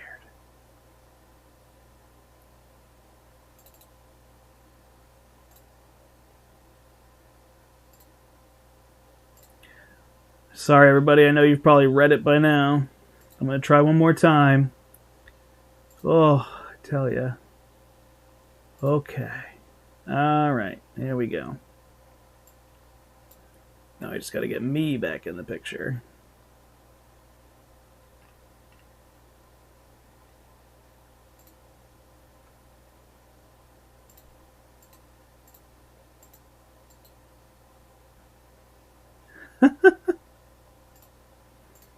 Hey, there we go. So weird. All right, let me know if you can see everything. How it is looking for you. Looks good. All right, next evolution. Here we go. I'm the Juggernaut. Ain't nothing, ain't nobody can beat me. Nice. Something sinister lurks in the shadows, a looming threat that only a few are even aware. I love this box, by the way. Look at Juggernaut. It's awesome. Only a few are even aware of. A diabolical plot slowly takes form. Its goal, something you can only guess at. But one thing is for certain, at the center of it all is a young, headstrong mutant, Hope Summers. Ooh. For some reason, the villain's plans hinge on Hope, and she may be in over her head. Fantasy Flight Games is thrilled to announce Next Evolution, the 6th. Wow, we're on 6 already for the card game. Mutant Heroes knows the X-Force arrives on the scene. Squaring off against them are some of X-Force's most iconic foes, including the brutal Marauders, the unstoppable Juggernaut, and the ever-scheming Mr. Sinister. This expansion comes with 5 brand new scenarios, and as with previous ones, you can play each of these scenarios individually as part of a larger campaign. It kicks off a new wave of playable X-Force heroes for the game, beginning with Cable and Domino. Well, that was new. Both of whom come with full pre-built decks. And within these decks, you'll be able to find new card types. Cool. So we got Juggernaut here. We got a Wolfsbane card. Luck Be a Lady. Here's Domino. Here's Cable. Phantomex. We've got a Strife villain card here. So the story of Next Evolution's campaign. Again, just seeing what I'm seeing, right? I'm not on the page and I don't have the comments up either. Hopefully people are with me. Alright.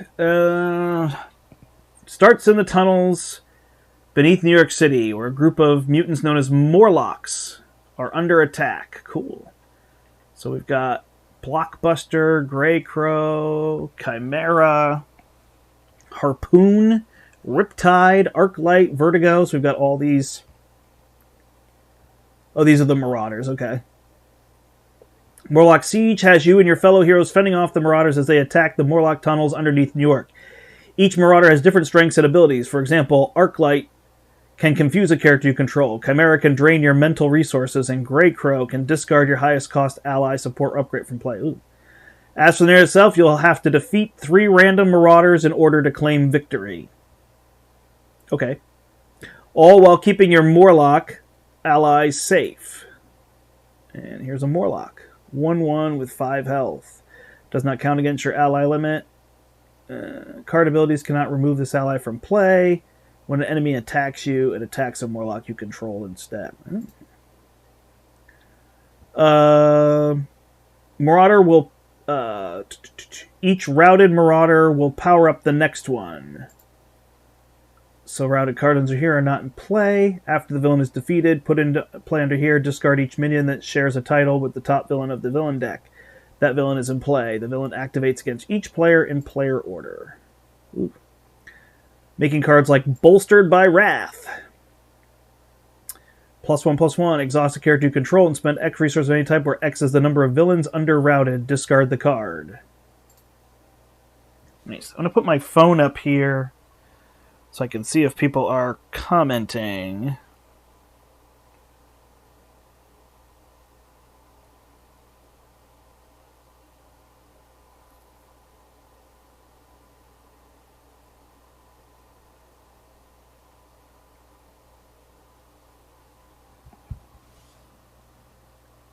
All right. Got Black Dog on here.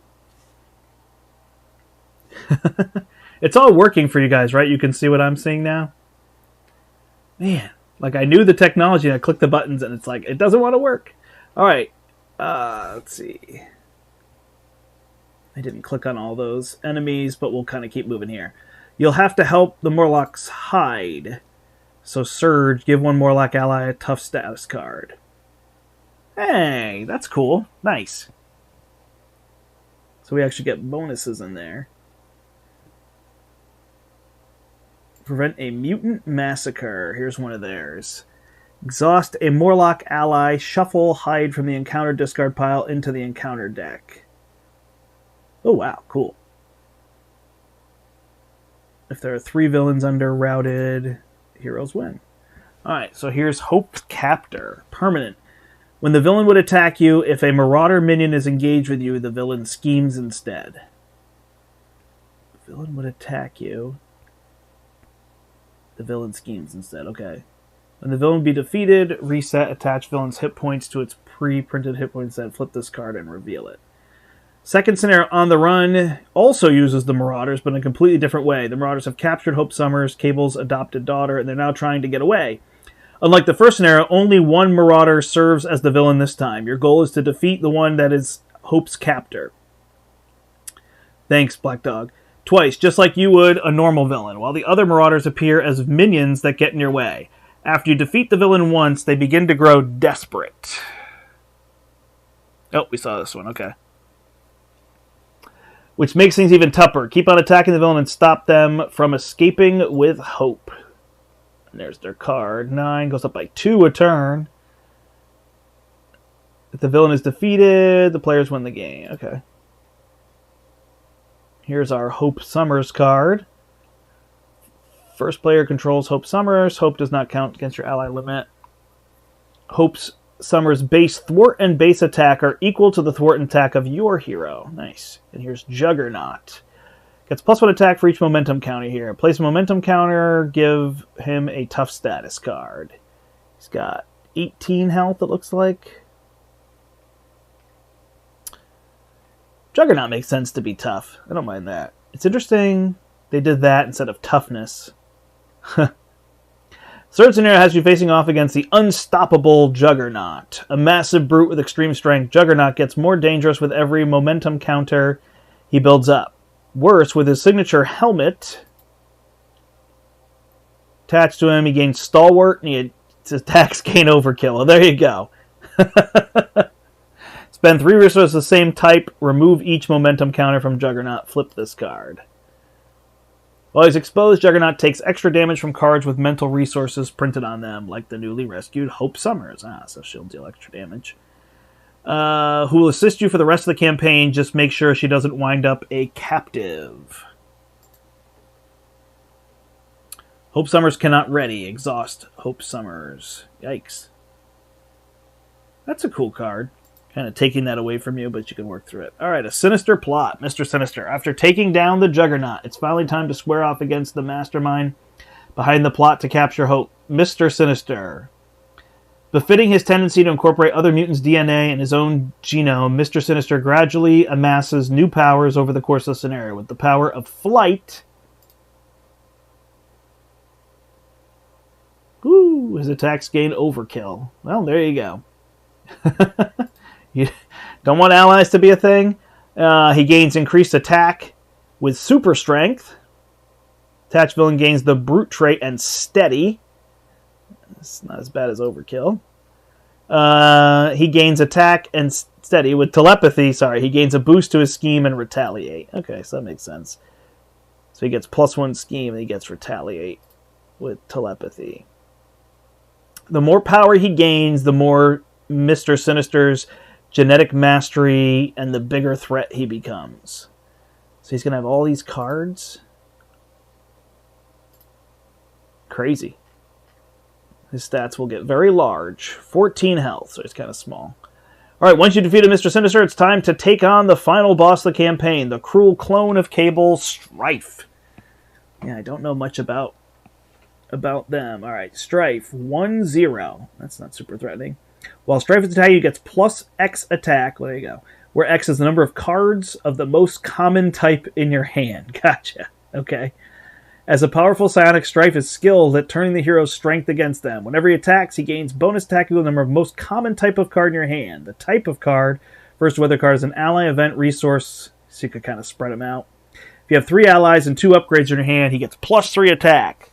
Strife's power is already formidable enough on its own, but when Hope winds up in Strife's grasp, can only attack Strife and can thwart only this scheme. After Strife is defeated, or the last threat is removed from this scheme, flip this card and reveal Living Bomb. Okay. She tries to mimic his powers to escape him and becomes overwhelmed. Strife's uncontrollable power. Each player places X threat here, where X is the number of cards of the most common type in their hand. Gotcha. Okay.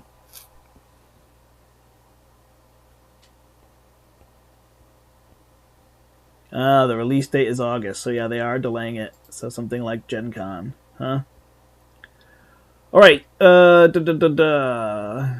Proves too much, which means you and the other heroes must save Hope from becoming a living bomb.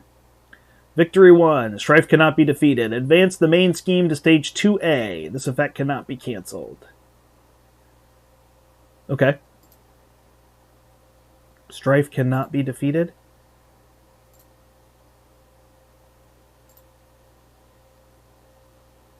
Can you stop Strife before he leaves you to your fate? I'm clicking on all these. Oh, left to your fate. Okay. Is this 2A?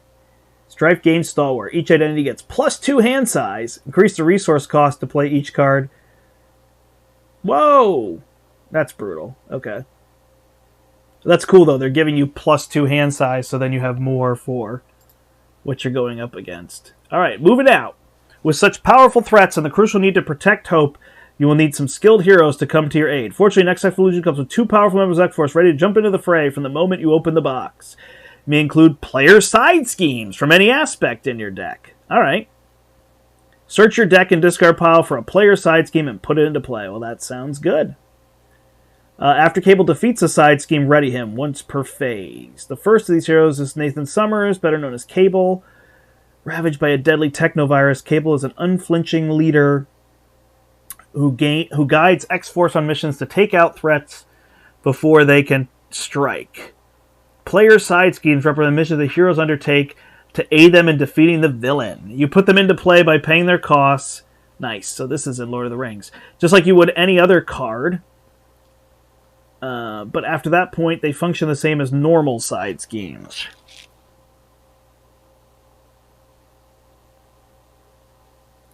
If I can get a copy of the box, I will. Whether it's Gen Con or if I can get one from Fantasy Flight, I will definitely show it off when I can. Alright, characters other than Cable cannot remove threat from Technovirus Purge. While it's in the victory display, Cable gains the Psionic trait, and he gets +1 thwart, +1 attack, and +1 defense. 3/3/3. Nice.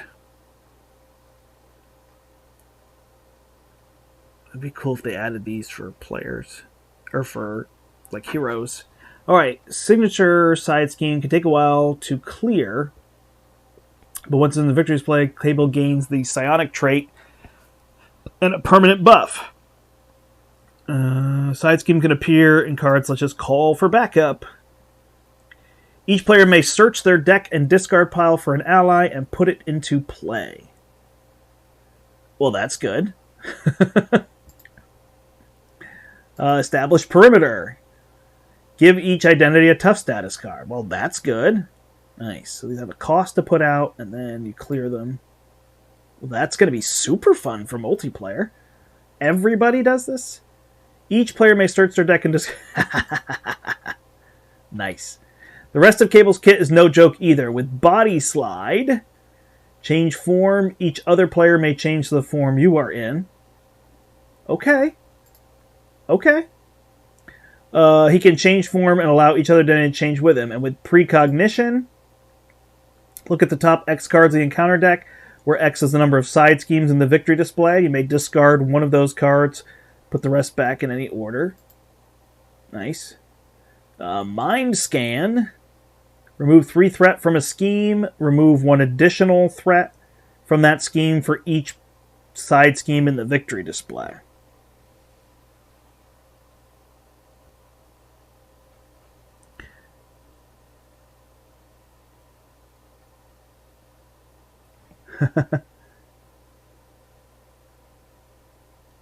So 2 for 3, and then you can increase it. Nice. Telekinetic Blast. Deal 6 damage to an enemy. Deal 1 damage to that enemy for each side scheme in the victory display. Professor. Exhaust Professor, choose to either draw one card or search your deck and discard pile for a player side scheme and add it to your hand. Well, that's a good way to get those. Nice. All right, so he can clear all these side schemes. All right. Give the villain some forced amnesia. After a non-permanent side scheme is defeated, add forced amnesia and that side scheme to the victory display. Ah, nice. Caliban here. After Caliban enters play, discard cards. Is this frozen? Is my thing not working? Ugh, it looks like it froze. Man. Technology just doesn't like me. Oh well, I'll just keep going. After Caliban enters play, discard cards from the top of your deck until an X-Factor, X-Force, or X-Men ally is discarded. Add that ally to your hand. Play only if there's a side scheme in the victory display. Until the end of the phase, allies you control do not take consequential damage. It looks like I froze, huh? But you can still hear me, as it looks like what's happening. I'm so sorry. I just don't know why it is not wanting to work, although I see that my connection now got very low. Who knows? We're going to keep going. Befitting his position as leader of the X-Force, comes to the game with a powerful leadership deck. Call on Caliban. Oh, we looked at these ones. Till the end of the mission phase, allies control do not take consequential damage. Okay. He's got Phantom X. 1/1 after it's placed, search your deck and discard pile for EVA and put it into play. Okay. If Phantom X is not in play, discard EVA. Oh, so these go together. EVA, remove a threat, deal a damage, heal one from Phantom X. Well, there you go. That works. Mission planning. We saw that one. Uncanny X-Force. Ooh, we got a team-up card. Play under any player's control, max one team card per player. If each of your characters has the X-Force trait, each ally you control gets +1 thwart and takes -1 consequential. And Deadpool. When Deadpool would be defeated by consequential damage, heal 3 damage from him instead. Add an acceleration token to the main scheme. Nice. Nina Thurman, Domino. Choose a card in your hand, swap that card with the top card of your discard pile. When counting resources on cards discarded from the top of your deck, count each printed wild icon twice. Choose a card in your hand, swap that card with the top card of your deck. Joining Cable is Nina Thurman, also known as Domino. With her power to manipulate chance in her favor, Domino can swap a card from her hand. Once per round. This is already handy enough since you might wind up with the exact card you needed, but there's another use for this trick. Many of Domino's signature cards, such as Diamondback, A Good Workout, and Luck Be a Lady, cause her to discard the top card of her deck, with her gaining different or scaling effects depending on how many. Alright. Diamondbacks. This must be her ally. Deal 1 damage to her and discard the top card of your deck. Deal 1 damage to each enemy for each resource icon discarded this way. Okay. Good Workout. Deal 4 damage to enemy and discard the top card of your deck. For each resource icon, deal 1 additional damage. So 2 for 4 and could increase. Luck Be a Lady. Discard the top card of your deck and count the resource on it. For each resource counted this way, if it is these, heal 2, remove 2, deal 1, choose one of the above. Nice. And she'll count those double, right? Alright, Domino's Pistol.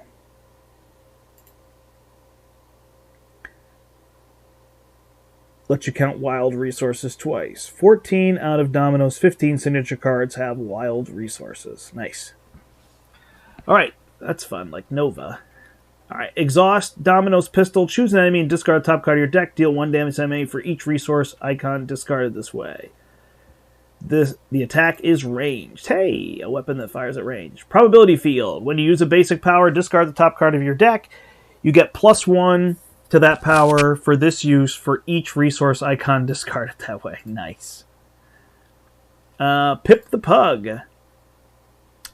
Exhaust Pip the Pug. Put one domino or, posse card from your discard pile on top of your deck.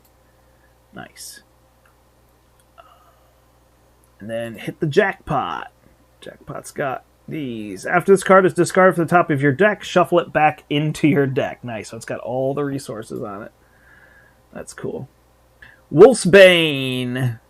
After Wolfsbane thwarts, name a card. Wow, so it's going to be leadership and justice in the box. That's cool. After Wolfsbane thwarts, name a card type, then discard the top card of your deck. If that card is of the name type, you may add it to your hand. Got it? Alliance. The players can pay for this card as a group. Remove 3 per player threat from a side scheme. 2 per player. So 2 for 3 from a side scheme. But an alliance, it can pay 4 for 6. 6 for 9. 8 for 12. 12 from a side scheme. Okay. And everybody can pay for it together. As a hero experiencing solving problems her own way, Domino comes to the game with a pre-built Justice deck. Team Investigation. Oh, that's what we just saw. Take out the guards. Each player may discard 1 non-elite minion from play. Huh. Justice card. Overwatch. Yeah, so we've seen that. Call the members of your posse, including Outlaw. When Outlaw attacks, discard the top card of your deck. Outlaw gets +1 attack for this attack for each resource icon discarded this way.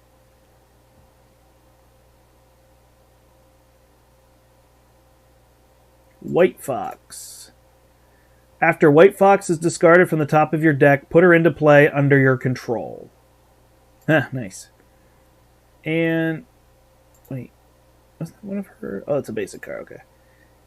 And the Posse. Max 1 per deck. Play only if you control at least 3 characters with the Posse trait. Heal 1 damage from each Posse character and ready them. Whoa. Oh, it's an event. I thought it went on the table. I was like, whoa. X-Force Inbound. Next evolution marks the beginning of a new wave of heroes. There'll be 4 hero packs this time around, and each of them stars an iconic member of X-Force. We'll go over each of these heroes in time, but for now, here's a little sneak peek at what's to come. There you go. 4 more.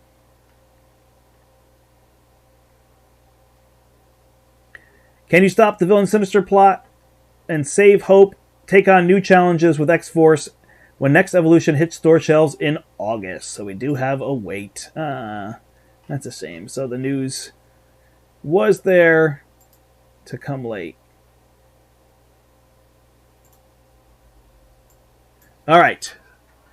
I guess that all fell behind there a little bit. So what have you got for reactions and other things here? Let's see what people are saying. I'm hoping that's going to display a little bit better now that I got off of that. It's telling me it doesn't have enough video. I don't know. This technology has not been nice to me on this stream. So, all right, Domino has a cool ability. I agree. Triple resource card is awesome.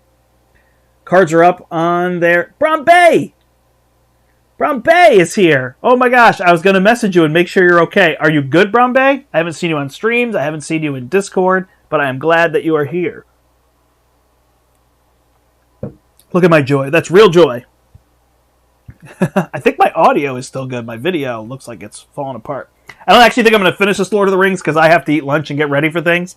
I wanted to make it to this, so I'm just going to chat with people here a little bit. All right, let's see what else is happening here. Man, this thing is way behind. That's weird. All right. Everything's up on Hall of Heroes. There you go. Cable, multiplayer interesting, mix it up with X-Men. Mix it up with X-Men. Player side schemes have threat per player, but I'm guessing that only the player holding the side scheme can remove threat from it. No, I think they can play it. I think people could remove threat. The Cable one said that only he can remove it. Player side schemes kind of like a mechanic for a Jessica Jones pack. Yeah, that's good. I heard that FFG changed distribution partners. Strife is a surprise. Yeah, it sounded like it was going to be Sinister there. If I get the box early, I'll show it off. I'm going backwards. And the silhouettes. Yeah, I'm not going to go into the speculation on each of those, but we'll let people do that. I'm just here to read through it all. and wait till Brombe hears me say, Brombe! Man. Yeah, sorry. YouTube is telling me it's having all sorts of errors. I'm watching mine, and I'm like 10 minutes behind where I was. I'm still reading the article to all of you. So I don't know what you're hearing for sound. I must be way behind you.